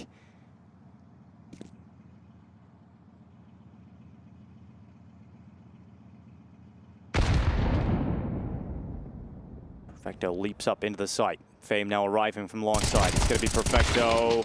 A lot of damage. But he's still come out on top of the fight. Split also on B, and Yimpat's left down there alone. So if he is to go for this, it would be a long shot. So I realize right now the best opportunity for Yimpat is to just hang on to that AK-47, and VP have finally broken through to their first round victory. Yeah, quite convincingly as well. That was a 5-on-4 deficit. Electronic tying things up. He manages to get the pick in return on poor old Torji. The round sort of collapsed at that point. Zersh still yet to find his first kill, but VP have found their first round. 2 players surviving as well. Perfecto scavenges the AWP. Fame will have his AK, of course. We've got a flash and an HE between them. And we've got a game on our hands. No blowout first half, at least in the early stages. Money pretty tight, considering that it all kind of stems from that overextension against the Eagle. Like I said, it's not the most fun CS to play, but when you know there's 10 seconds on the clock and there's 1 player left of a Deagle and it's an eco round, just let him play himself. They started challenging. They cost him 3 frags in the end. Now their money is absolutely busted. Ramifications from that moment of madness. Excellent shots from Icy in that situation, but still, they did not have to be presented to him.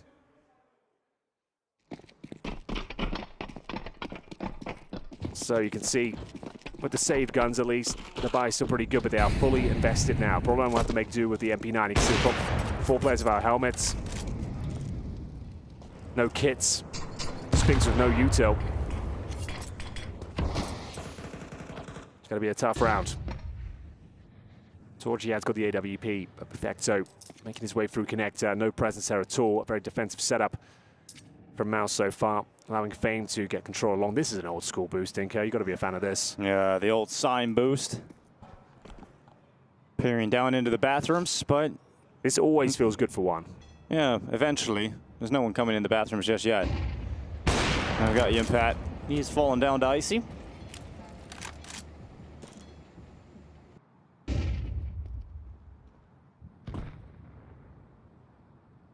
So the opening kill in favor of Virtus.pro as we head under 1 minute on the clock.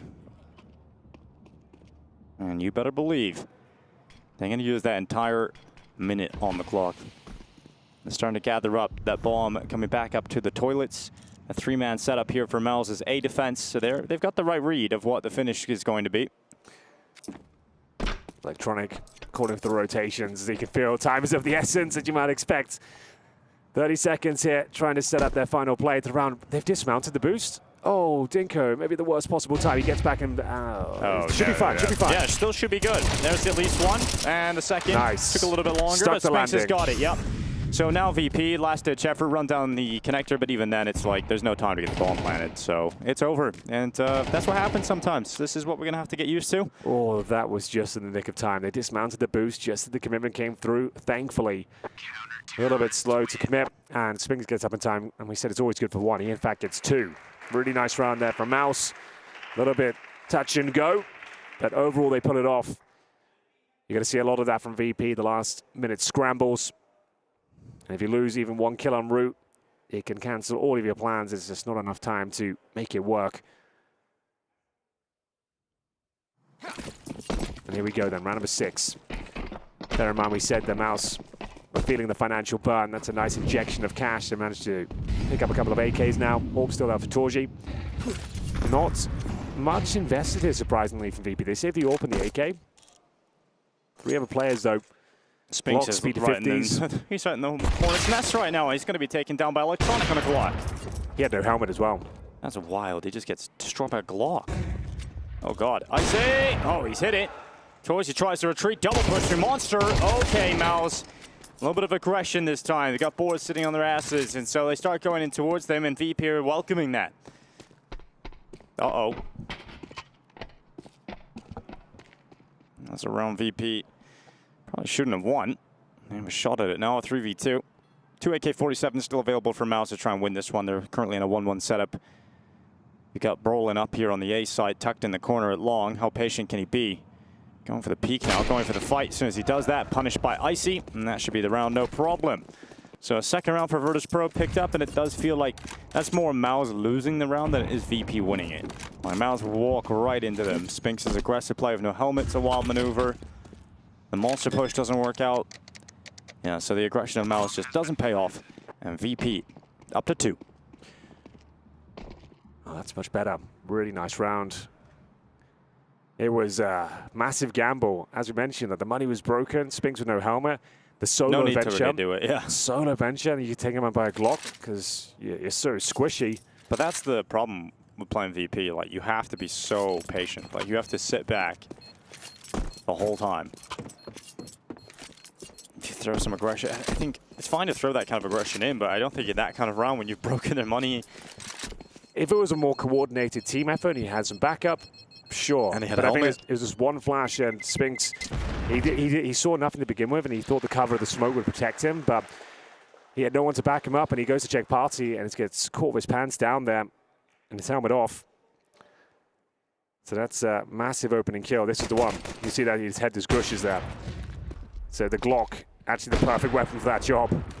If you had the helmet, it does about 20 damage. Mm-hmm.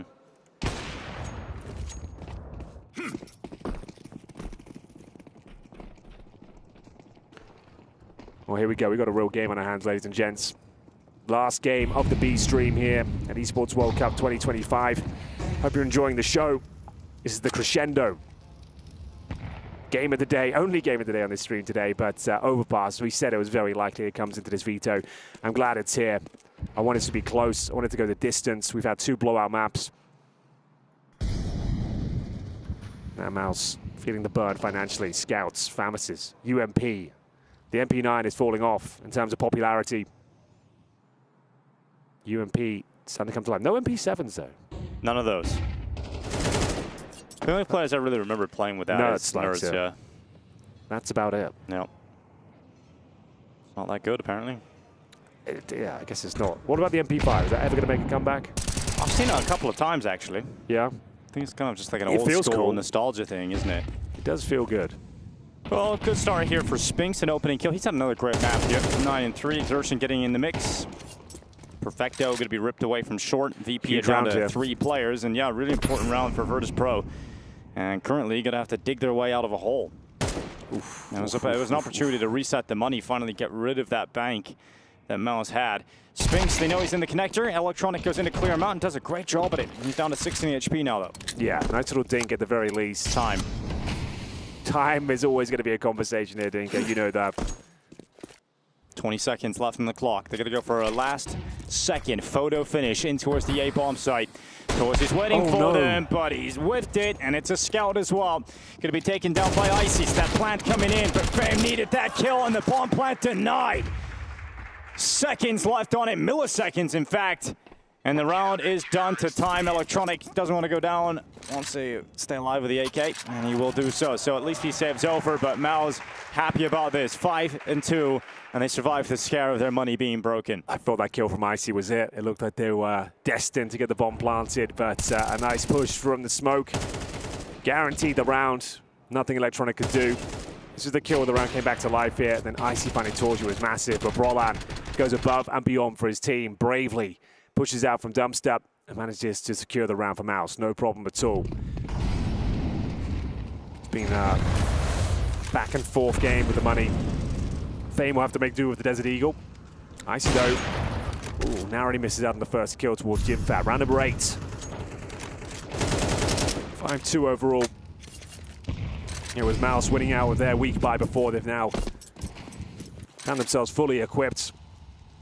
Defuse kits, grenades, orbs. They can pick this one up. They'll have a landslide victory in this first half.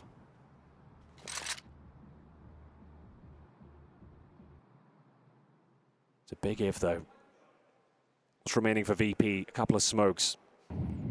2 flashbangs. It's enough. First flash to be deployed. Allows Fame to get up on the flower bed. I mean, it used to be a flower bed, I assure you. I notice now it's not. Yeah, definitely used to be a flower bed. Just as a car used to be a car. I guess let's call it Guardian always you go. Let's just call it Guardian. You know, that's fine. But we still call it car, and which is just True. a bunch of barrels. Yeah, you're right. But you'll know what I meant. 34 seconds down into the B-bomb site. It's going to be a B finish here for VP. 2 through Monster, 3 through Short, and let's see if it works out for them. We got Exertion and Yimpat looking to lock down the site. Exertion up first. Yimpat now up from barrels. He's blinded. He's held back, and it's Brolin and Yimpat combining together, but the bullets run out. Torsi's turn. Missed shot. Bomb plant coming in. This time it won't be denied. VP run the clock down, but also find the plant. So 3v2 post-plant position. Looks like a 3rd round win coming right up here for VP. Yeah, some way, somehow. The game continues. Mouse were looking red hot, but starting to simmer down now. Torsi will save the orb. Spinks to the M4.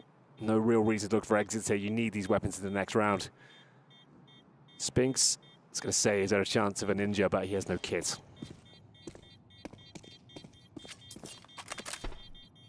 Oh, that's it for VP. You're going to see a lot of these rounds where, you know, they're coming down to the final 20 seconds. They're making the final push into the bomb site.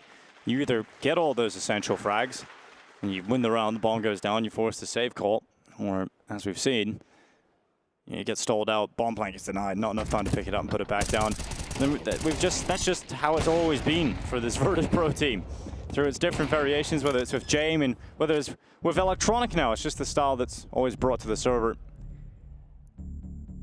And a timeout taken for Mouz, looking to try and adjust because VP are starting to post some rounds on the board here and have a great opportunity to completely shatter Mouz. Money on once again at breaking point.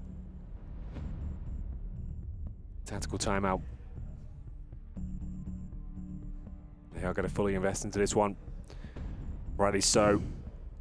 Jim Fam might have to make do with an SMG here, $3,300 to his name. They've been quite a passive CT side so far. We haven't seen much activity towards Connector. The only slight aggression we saw was Spinks' excursion towards top of middle against the Eco. Met his maker in the form of the Glock. And looks like we might be changing stance here, Dinko. We have got the orb making its way towards the mouth of the bathrooms.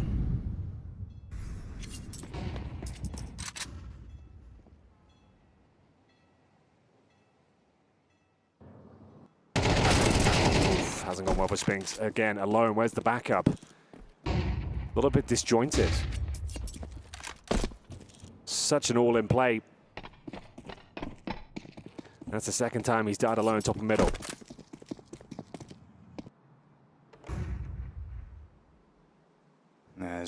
He started so hot and he's cooled off big time now. Number of rounds where he's just getting taken out before he even finds any level of impact. And that kind of death puts a lot of pressure on the likes of Torsi, who feels like he has to try and pull it back. So he's gone down into the connector. Flit's going to march his way very slowly. Oh, he made a step. That's going to cost him his life. There it goes. Freebie. Yeah, absolutely. Now, Torsi needs to barrel back to the A bomb site because no one's there. Electronic's done very well to get this sort of control. Fame watching the extremities will find... Oh, God, Torsi. Completely unaware of that. Oh, this is round over. I think the bomb's going to go down towards A. They couldn't really be further away if they tried. Bomb down momentarily, and it's a bankside plan as well. Can't really justify this retake. Unless Brolan can find a quick kill right here, right now. It's not going to happen. The save call's already been made. And there will be 5-4. The gap is closing rapidly. Yeah, the money's gone as well here for Mouz. So none of the aggressive plays up to the fountain have worked out for Spinks. He's been killed both times with no impact. Yeah, absolutely. That's a bit of a problem. Like, if there was a system in place that they were flashing him in, or there was like aggressive utility down, I'd be all for it. But him just there at the top battling against 3 players is not the one. And then obviously Torsi feels like, okay, I've got to go and get one of these kills back, gets it in con. But the problem is there's no A player. Right, there's no one locking down long. There's no one applying pressure, putting a stop to it. Electronic does a great job, as you mentioned, of just taking that space, finding the gap. and really manipulating it, knowing that there's probably a weakness on the A side. We've just killed one of the A players. As soon as he gets the call that Spinks is top and middle, almost by the fountain, you can guarantee he's going to have at least some backup there. It was Torgy watching towards a connector. You'd have preferred it to be at the bathroom entrance there as well, just so he can actually back Spinks up and maybe get a trade. Yeah, there's anything at that point, but he was so defensive all the way back here in spawn watching connector, so couldn't back up whatsoever. So yeah, Electronic using that information, knowing if Spinks goes down there, it's likely that long will be open. And indeed it was. Well, it's 2 AKs and the rest on an eco here for Mouz. Great opportunity here for Virtus.pro to tie up the scoreline. And it's all happened because of that one round where initially Spinks went towards top mid with no helmet and he got killed by Electronic Glock. It was all going swimmingly for Mouz, but at that point has changed the game.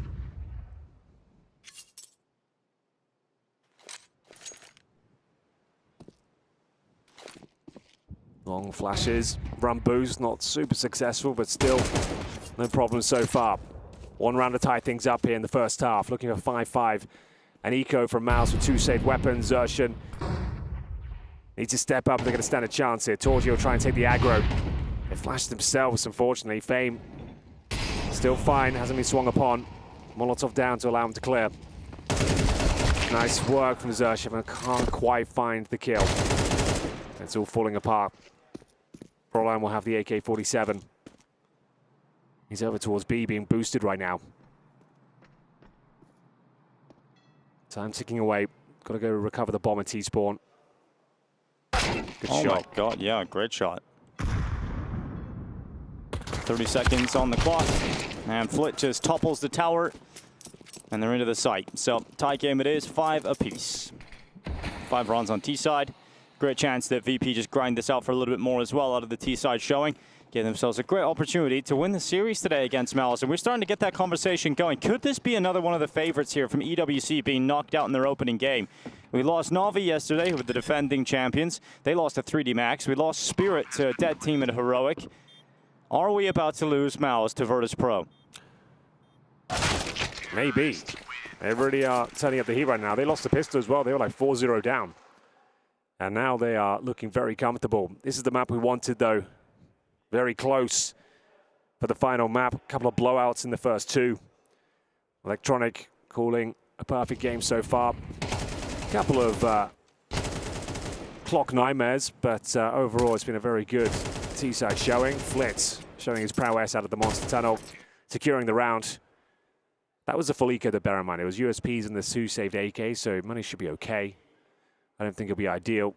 Bringing in the coach now to discuss the options. Nice healthy buy, in fact. Spinks yet to buy the utility, but they've got more than enough for a full gun round here. 2 more rounds to go, though. A chance for VP to go 7-5 up on the T side of Overpass. Feels like a very difficult comeback for Mouz. And off we go.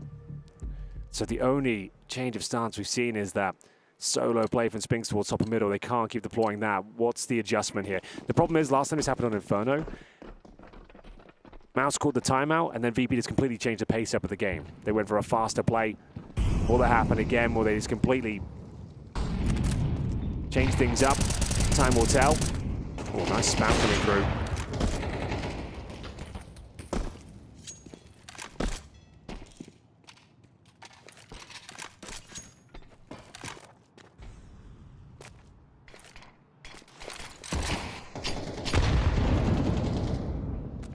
Icy going to have to deal with the rest of the round.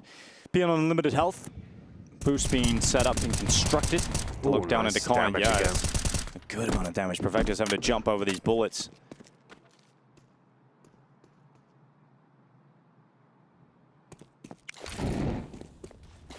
No change up in the pace here from VP. Let's keeping it standard here. Goes Flit though, a little bit earlier than usual. Gonna go in with the flash, and it's worked out very well. I love that opening move. That's a great way to grab an opener. Icy send the flash over, Flit walks in with it. Now Yimpat's on notice, knows that he has to deal with a threat that's coming through. There's the follow-up utility. Flit goes around the corner, sees Brolin in the bomb site. A lot of information gathered from Flit. He sees so many targets inside of that B bomb site, so they pick that bomb up. And Perfecto, he's not actually going to continue pushing up towards A. They're going to still commit to the B bomb site finish with 30 seconds left.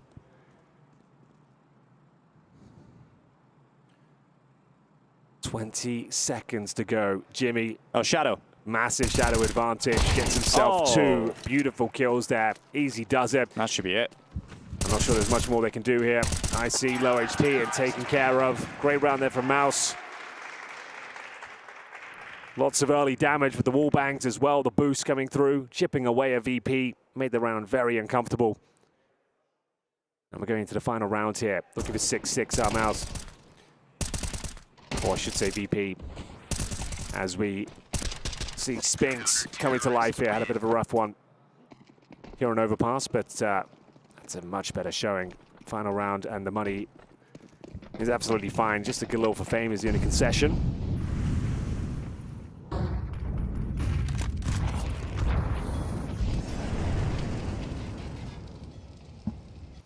And there's a change of pace for VP, much faster up towards long. Oh, they are full sending it. Holy. Here goes the push from Flit. Goes into the attack. It's going to be Impact to stop Flit in his tracks. Mouz searching for a 7-5 scoreline to round out this half. It's a freebie on Torji. Yeah, dude, how many times has he died from... This will be the second time he's died from Electronic from behind. That's going to be frustrating for Torzi. Just that gap left open every time. Here comes the rotation for Mouz. As they come back up, they're going to have to play a retake finish. That bomb is only arriving at long now. Look how far away the bomb is, Henry. It's only arriving now. Like, they could stop that bomb. A little bit late to it, unfortunately, on the boost. Oof. They couldn't stop Icy getting to the side, so now it is a full retake. Final round. Got to go for it. Perfecto patrolling that connect up. Two players about to make their presence known. Xerxin ready to go around the corner. Here's Perfecto. First headshot's good. Xerxin able to trade him out.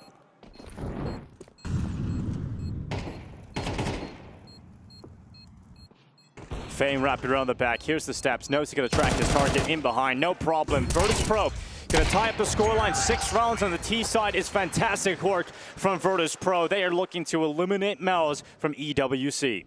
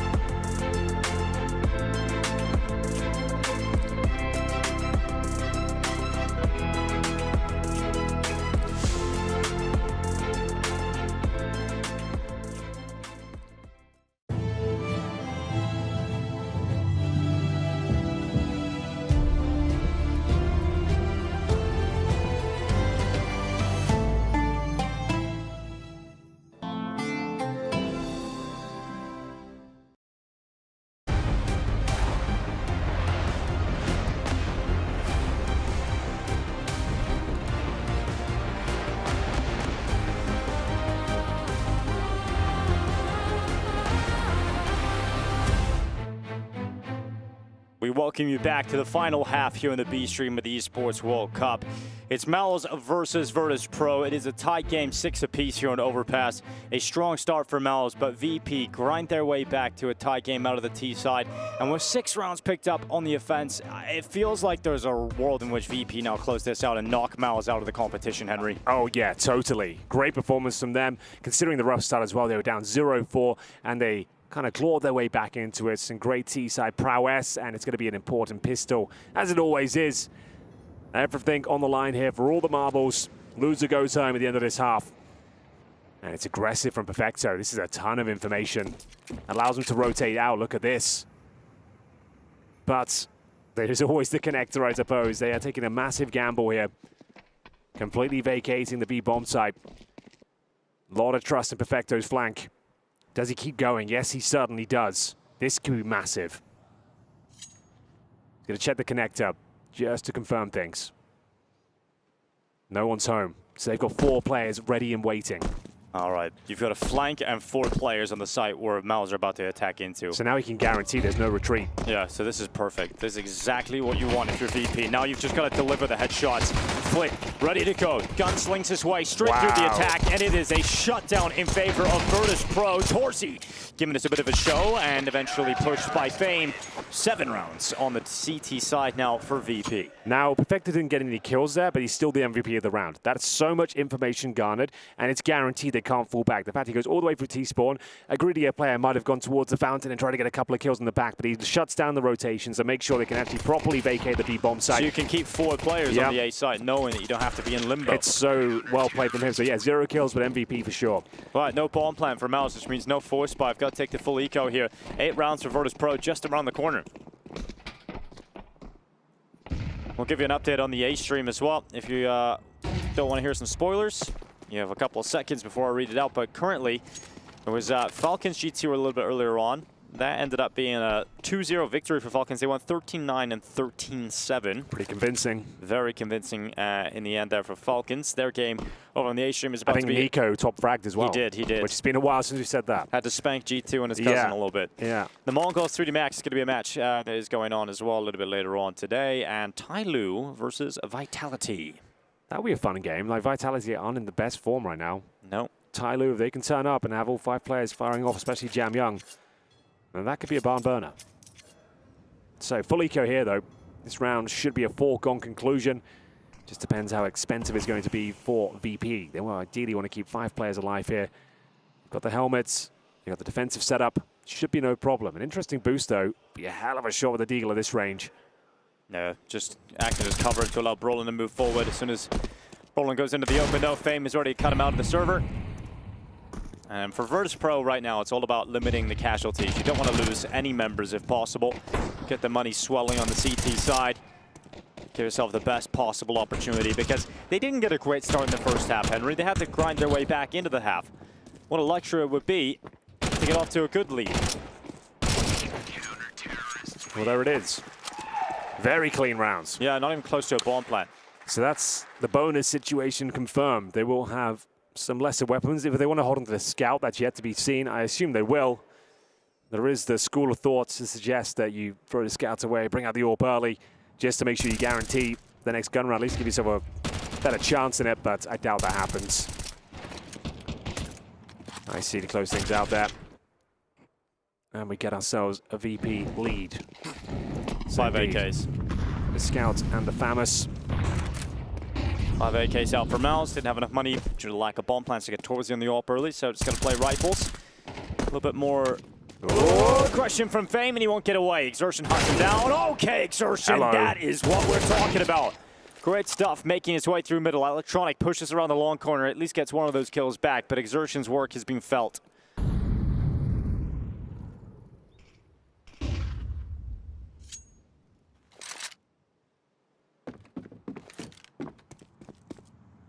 Still able to recover this one, but it's going to take something astonishing with the scouts and the FAMAS electronic low as well.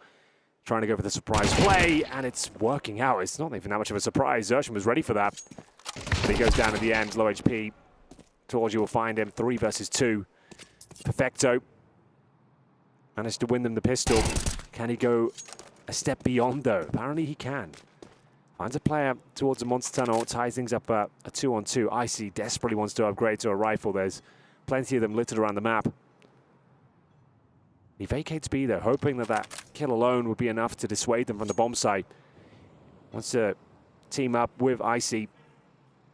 And unfortunately, might be the wrong call. Back he goes, though. They know it's a defensive hold now. The bomb can be planted. Advantage Mouse. Kits on Icy as well. They have got a smoke. And a nice HE grenade towards Torji. Softens him up.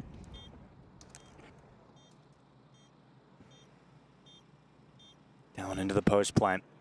Yimpat and Torzi doubling up in Monster. Here come Perfecto and Icy. They've got a smoke and a kit available on Icy. Can put pressure on that defuse right away. Perfecto is the bodyguard. There goes the smoke. Here comes the peak. Icy on the stick, holding it, but stopped by Yimpat. Mouz needed that round, and they finish off the hard work that Extortion started. Well, there we go. Like we said, the bonus round there, the Scout and the Famous are in play. The gun rounds really begin right here, right now. Nice work from Mouz, though. Excellent work from Xertion, managing to crack things open in style. Netrunner did well to try and pull it back, gets himself a couple. Came down to the 2-on-2, but out of position. VP unable to retake that one. Torji working at Jimmy, manages to pull the round off in a convincing manner. So there's the AWP for Icy. Rifles are out. We're neck and neck. This is exactly what we wanted to see, Dinko. Icy, it's more like it. No flashbang over the top, and Fame is going to try his luck here. Yeah, he is, and that's the bomb as well. He's picked up Brolin. Brought the bomb down. Now Mouz are going to be communicating rapidly that they fall into 3 players. The bomb's down. It doesn't seem likely that there's going to be a recovery here for the international squad. It's going to take some massive efforts, and unfortunately for Torzi, Icy's ready to take him down. So Yimpat and Spinks, it's on them to pull off the 2v4 and recover the bomb. That'll be Spinks' job. He'll go and get it.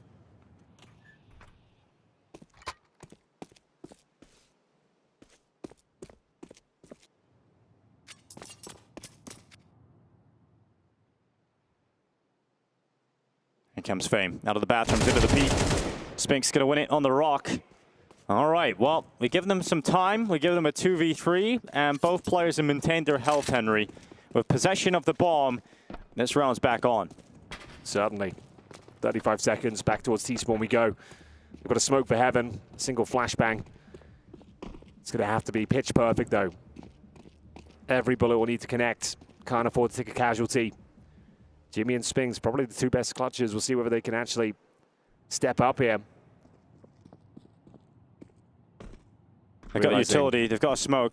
Going to deploy that into the middle of the bomb site. Use that as the cover to get the bomb safely down into the site. Perfecto unable to deny it, but Spinks, he's just fake tapping, trying to draw out anybody from short. Oh, wow. But another kill has gone the way of Mouz, and suddenly from a 4v2 favoring VP, it is now a 2v2. Electronic and Icy getting ever closer to the remaining forces of Yimpat and Spinks. And remember, they haven't even lost their health. They're still standing full power in the site. And the time is starting to tick. VP need a kill right now, and it just won't happen. Well, he said it had to be perfect. Snapping. The fact that they go for that fake plant on top of the smoke is a thing of beauty. Baited them out of Heaven, got themselves into the 2-on-2, and then nothing could be done. It's a massive round for Mouz to pull off there, and it all started, these opening picks, in a 5 versus 3 situation. But slowly but surely, Yimpat started tearing them limb from limb. This was the duo working with Spinks. The fake plant baited up Perfecto, and the wheels fell off. Dude, that has to be such a frustrating round for a VP to lose. Those are the kind of rounds that can destroy your mental if you don't recover it in the next. Timeout taken here. First timeout used for VP. Money's gone. It's in the bin. It's not even like you can bounce back with a buy immediately here. You have to sit there. You have to stew in the fact that you've just lost a 4v2 situation that has cost you your money and has cost you the lead because Mouz about to go 9-8 up. This is the second best performing team of the first season. And Virtus.pro had a chance to knock them out on day 1 of EWC, or their opening match at least. It's day 2 here, but first go that Mouz have had in the server, and VP were close to getting in a position to knock them out. It's still a possibility, but it just became a whole lot more difficult due to that 4v2 loss. Felico. An absolutely massive round coming in from Mouz there. Neck and neck. We said it would have to be an impressive T-side performance. And Mouz are pulling out all the stops. With the odds stacked against them, they managed to make the clutch work. The B-bomb side collapses for VP. There's a couple of flashes here, no Kevlar, no real upgraded pistols, a few PT-50, sure. And they'll stack the B-bomb side, 5 players there.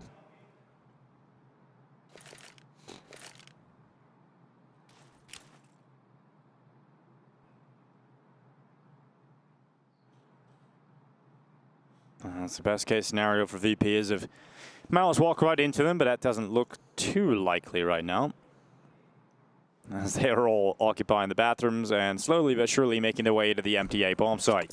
So 9-8 is going to be the score on the door. Oh yes, indeed. It's going to be a photo finish here on Overpass. That 4v2 might become a nightmare for Virtus.pro that they relive over and over again.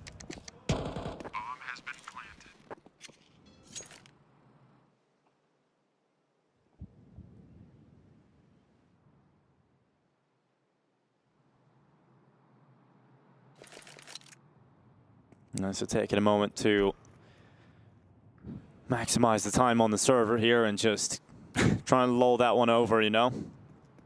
Well, Spinks is ready for this sort of maneuver. Getting himself ready for a big spray down. The flashbang doesn't really affect him, but makes things a little bit more uncomfortable. Get him up to 18 kills. There you go. Spinks with a 4K handles business. He's been lights out today in the second and third map of the series. A little bit of something for the Mouz fans to be happy about. All right, buyback for VP. First buy they've had since that devastating 4v2 round loss. Yeah, courtesy of Spinks and Jimmy. They take the lead 9-8. Still a compromised buy. You can see they're missing key pieces of utility. Icy's glass cannon AWP as well. Yep, and all his utility's gone already. He's just trying to block them from getting out quickly to the fountain.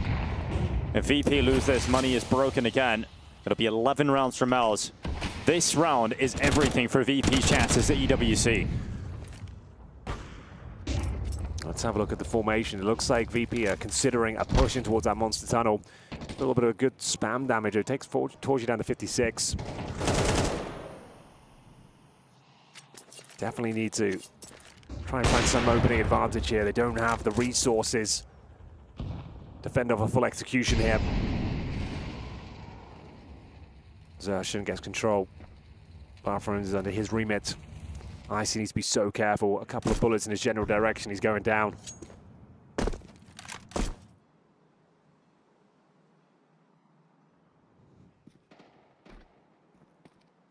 Fame peels off the long angle. They try and bolster the A site here. Oh, that's a good bit of damage as well. Exertion kept honest. Going to be held back, out of commission for the time being. As long as he stays alive, though, he will draw the gaze of Icy towards him, which allows distraction for his teammates to push up long and get ever closer to this A-bomb site. Spinks now arriving as well. Electronic rapidly calling. Violent calls coming out of his mouth. Exertion goes through the smoke. The A-play ready. The rotation being rallied forward by the in-game leader. Fame turning back into the bomb site. Rolling to what he can, but a no-scope from Icy has put VP 4-2 up. Bomb plant coming in. Not going to be happening. It is all denied. And that is ferocious from VP. Well, there we have it. Icy takes the risk with the glass cannon AWP. No Kevlar, and he makes it work. Up close and personal with the no-scope as well. Gets himself a couple of frags in the round. It was slow and methodical from Mouz. He got good map control here, but the last second smoke towards the bathrooms. The flashes go over. Zershin has to brave it, and then perfectly positioned. Icy manages to make it work. A difficult buy leads to a very successful round. VP back in the driving seat here. As we tie things up, we go 9-9. Mac 10 for Jimmy. Only one player without a helmet. That's going to be electronic. And this is what we wanted to see here. Third and final map, elimination on the line. Coming down to the wire. Huge round coming in here. Look, both teams pretty much fully invested. Massive grenade. Jimmy eats it, down to 57. Still continues his work through the connector. Middle seems to be objective here for Mouz. 4 players here. It's going to be Spinks watching the extremities.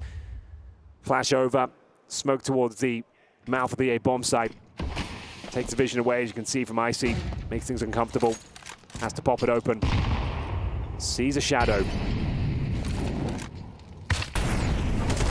Wow, great stuff. Fame popping it open again. Finds Zershan. Huge advantage here, Dinko. They've now confirmed A is clear. A nice smoke down towards Monster. Perfecto willing to play in front of it. Doesn't want to get flashed. Do they go for the contact play? No, they don't. The flash comes through, and here comes Commitment. Yeah, Perfecto unleashes the magazine, trying to slow them down, but they come around the corner. It's going to be Spinks to take Perfecto out. Spinks to follow up. Second headshot, breaking apart the defenses. Yimpat's right there with him.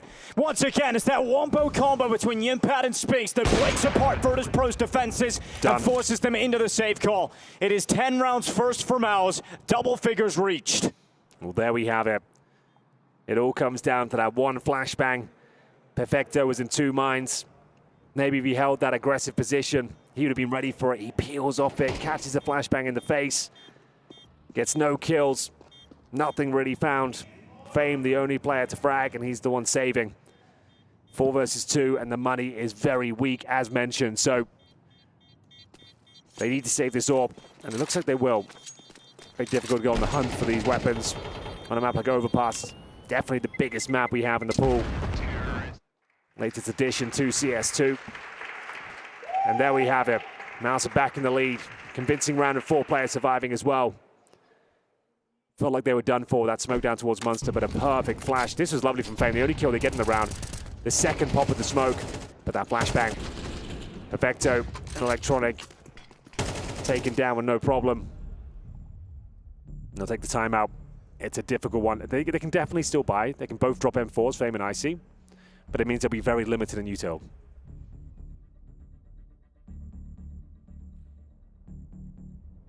All comes down to these next couple of rounds. 2 away from elimination points are Mouz. They'll have the advantage here. What's the call got to be from Brolan? Young in-game leader. They can pull this round off. They'll be so close to victory. Didn't look their usual selves on the first map of Inferno, got blown out the water 13-6. The team didn't even arrive at the tournament until the second map. Here we go.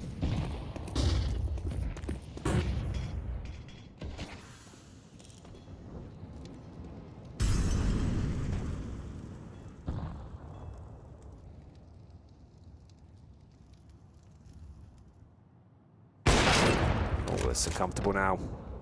I don't think there's anyone connected. Oh, there is. Jimmy's waiting for him. Oh, he just about gets away. Icy down to 38 points of health. Lucky to be alive, Dinko. And towards middle we go once again. Applying that pressure. Keeping players over towards B, and Spinks is going for the lurk.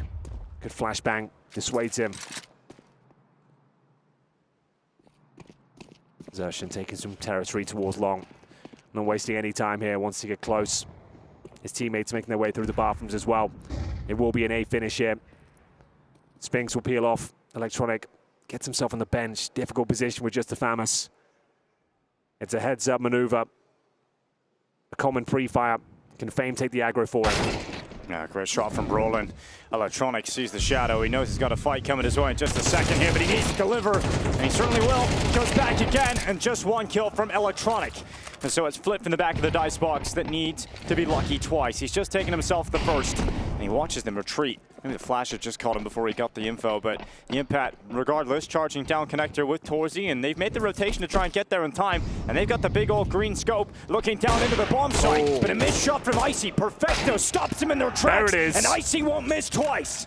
That's the bomb down, that's their chances gone, and that's the score line tied up yet again. Definitely is. Well, there it is. Electronic did enough. So surprised they don't face check that. That tight angle, so common. They allow him to get 1.5. But we're all tied up once more. Huge output there from Icy. This is the moment. Brolan gives him a freebie. Push back in towards B. Icy hits. A magnificent shot from the heavens. And now you can feel the pressure mounting on either side of the server. None of these rounds are clean. None of these rounds are comfortable. They're coming down to the minutiae.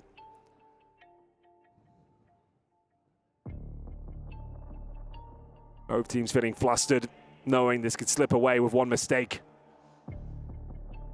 Final tactical timeout for Mouz. Going out in the first round to VP would be a devastating result here at EWC for them, considering the form they've shown this season, constantly making grand finals, deep playoff runs. And the one time their tormentors aren't here, Dinko, Spirit to be knocked out. This is the one. Yeah, this is the one. And to lose in the opening game to Virtus.pro would be a devastating start to the competition here for Mouz and end. Flit boosted, flashed it away, and so Spinks has got the space. Second flash allows him deeper. And now he's got eyes on the boost. Flit can no longer stay committed to it. Mouz knocking at the B-bomb side's door, and there's 3 players positioned here currently for Virtus.pro. Is that torchy flash that completely destroyed Perfecto before? Needs to be very careful. There's the same flash. Dodges it this time. Call his nades out though. Takes a lot of damage, but still alive for now. There's the big swing into the fight. Spinks and Brolin coming out on top of it. It's now 3 players left for VP, and those big Mouz openers are so important because there's still a minute left. And this round is everything to Mouz. If they lose this, their money's gone. And so they fight on. They reset the round.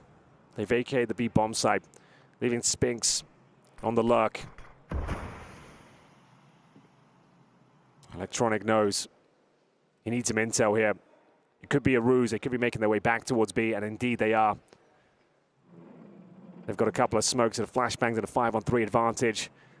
All signs point to a Mouz victory here. Spinks reads the play. The push from short is shut down. At this point, you're considering a save, but Fame, he feels like he can do this. Oh, Fame holding on, strong position, but just the dink, but it's the collateral for Icy, dropping down into the water, right above his head, though. The target was too much. And 11 rounds for Mouz as they stay alive. They keep their money strong. And Virtus.pro thought there was a little bit of magic left in Icy, but not enough to freeze out Mouz. The collateral. It felt like there was something there. Great round, though, from Mouz. Great shots from Spinks, especially. Lovely lurk plays. Fame kept the dream alive in the double kill. You felt like there might be a chance, but didn't have the HP to work with. And it's an eco. Famous and USPs for elimination points.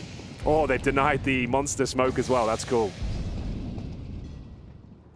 Oh, that's what I'm talking about, the new tech in CS2. Like, that's how the game's going to evolve. Changes overpass a bit. Yeah. So that's when I mentioned, like, we're still playing kind of old school overpass. These are the kind of tricks and sort of ideas that are going to develop.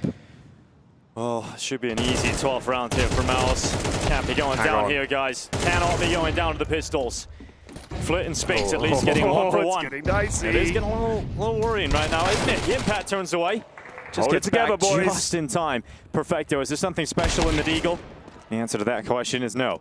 Okay, crisis averted, at least for now. Yeah, there's no way that FAMAS does anything here. So it's cleaned up by Spinks, who's now 25 kills in regulation, 25 in 12. And Mouz on the brink of eliminating Virtus.pro. It's got to be overtime if VP want to stay in this one.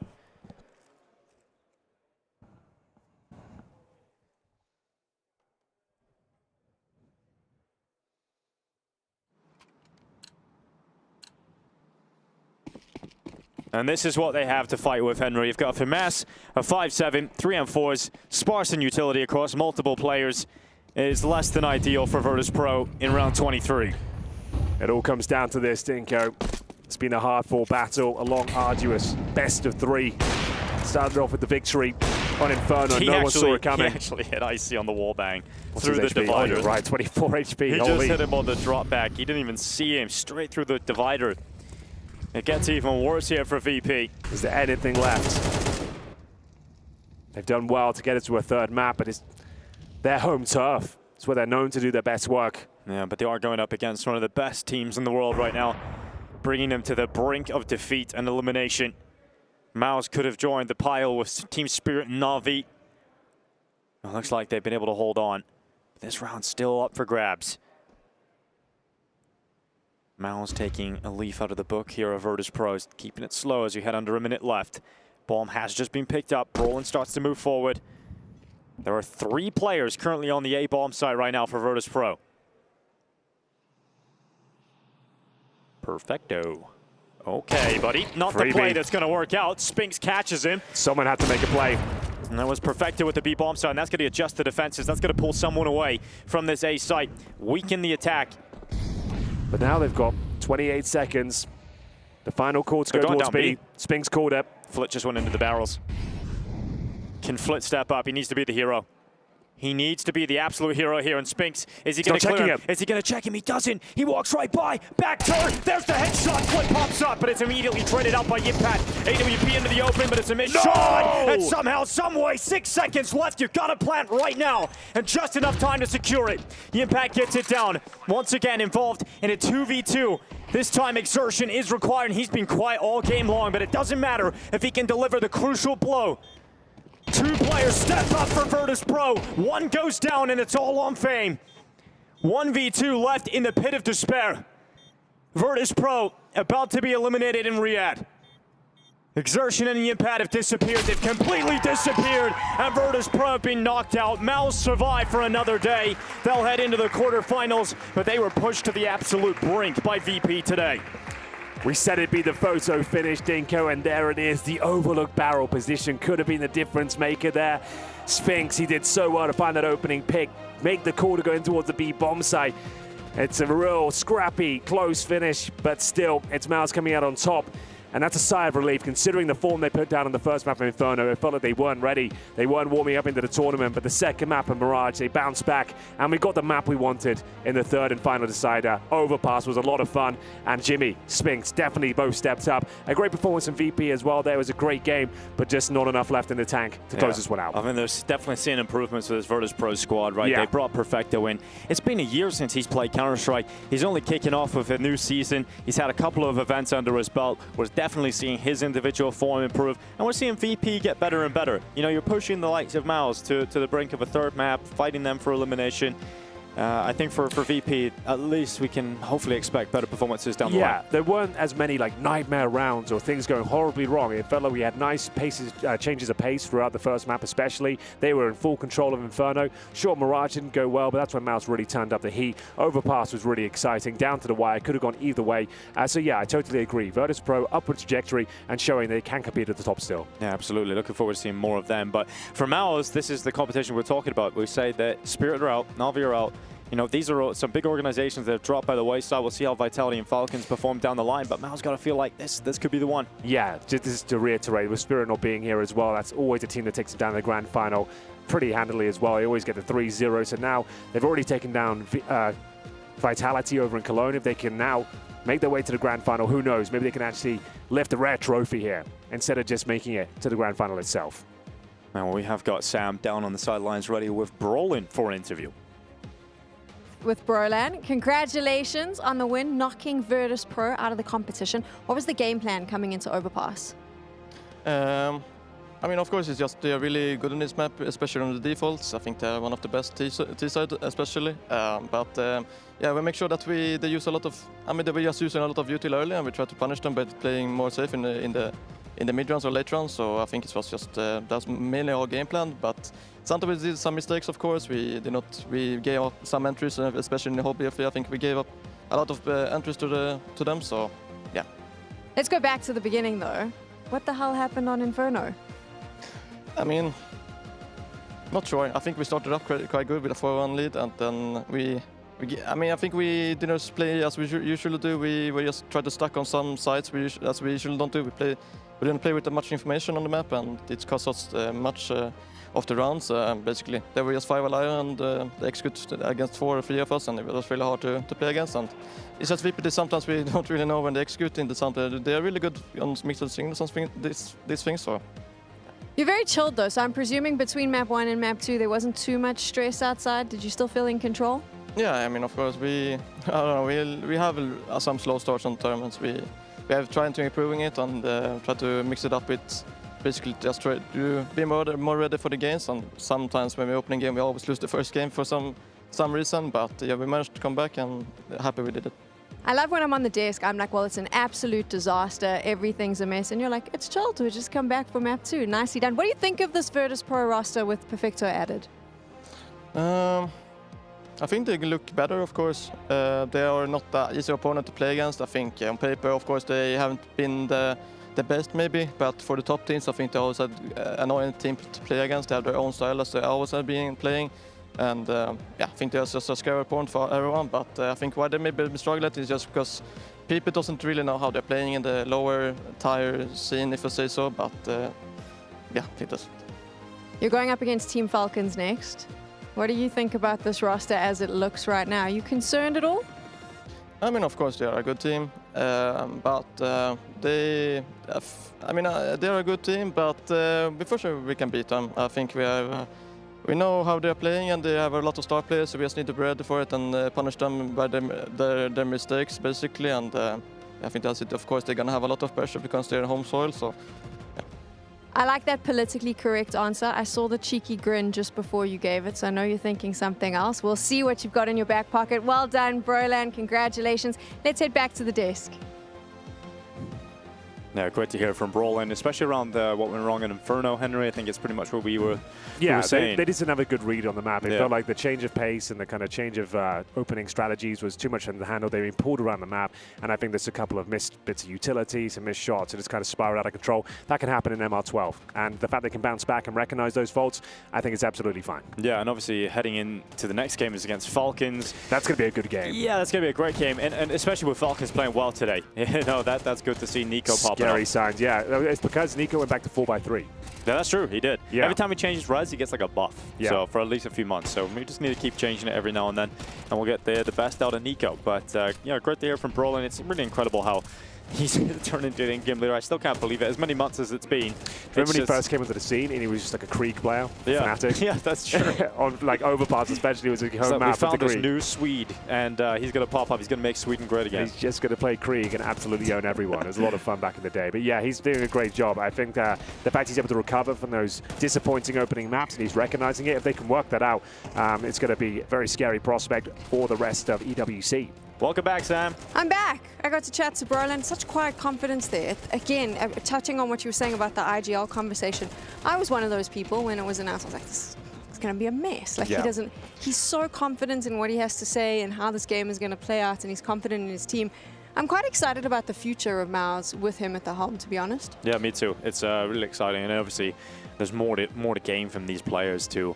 You look how skilled they are, but there is just more progress needed when it comes to the big stage games and consistency in those high pressure environments. And once they unlock that next level, this team are very scary for the future. I mean, obviously, as time goes on, their careers will take different paths. You'll see these players move to different organizations, but I think all of the different players within the team currently, we're going to see bright futures from pretty much all of them. I like that he mentioned there that they sometimes have slow starts. It's something they're working on. I enjoy that they know what their potential downfalls are, I guess. Yeah, absolutely. And there's those things that can be remedied. If the biggest problem they've got is slow starts in the tournaments and they still win the game, I think they're going to be okay. Let's take a look at the bracket now so you can see how the standings are going. Of course, it is that single elimination. Absolutely no forgiveness here. You lose one game and you are out, which is pretty much what most of these teams have now felt. We have narrowed it right down for our quarterfinals, boys. Yeah, quarterfinals looking great. We've got Team Vitality, Tyler, that'll be going on a little bit later today. 3D Max, the Mongols, coming up next as well over on the A stream. Mouz Team Falcons, we've discussed why that is exciting. And Aurora beating FaZe Clan. They're going up against the Heroic. Heroic does all yesterday. That's probably one of the better games I could hope for as well. Heroic might be able to get to the semi-finals. Who would have thought coming into this tournament that roster could be in contention for that sort of run? Can you imagine? And I do actually think that out of all the teams, I would have said an Aurora or a 3D Max gives Heroic a bit more of a chance. And the fact that they got one of them, they could do this like weird hero run to end this roster's time. Well, Team Vitality should be beating Tyloo today. But, you know, they get into the semifinals. Mongols should beat 3D Max. And that means we get a Mongols Vitality game, which has always been really exciting this year.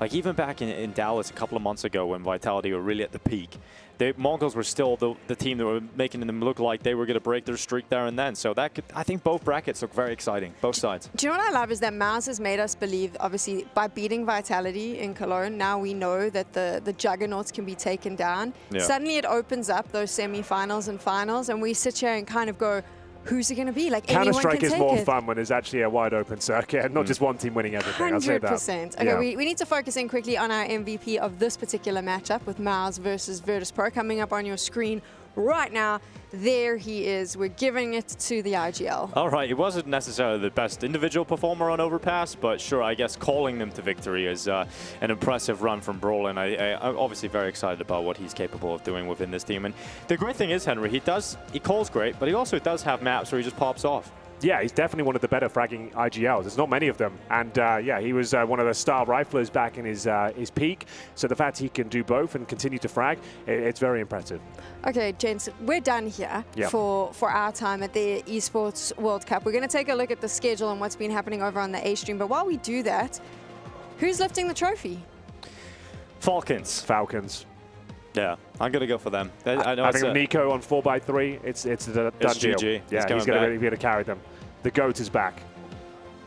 Are you guys insane? No. Vitality. What? No, they're struggling to get past Team Liquid right now. Vitality have fallen off. It's all about Falcons here in Saudi Arabia. Yeah. I had the best time with both of you. I liked you a lot, but right now I don't want to hear anything else. So we're ending the show. They're crazy. I'm with Vitality. They're with Falcons. We'll find out later this week who is correct. But right now we want to send you on over to the A stream to watch all that Counter-Strike action, and we'll see you soon.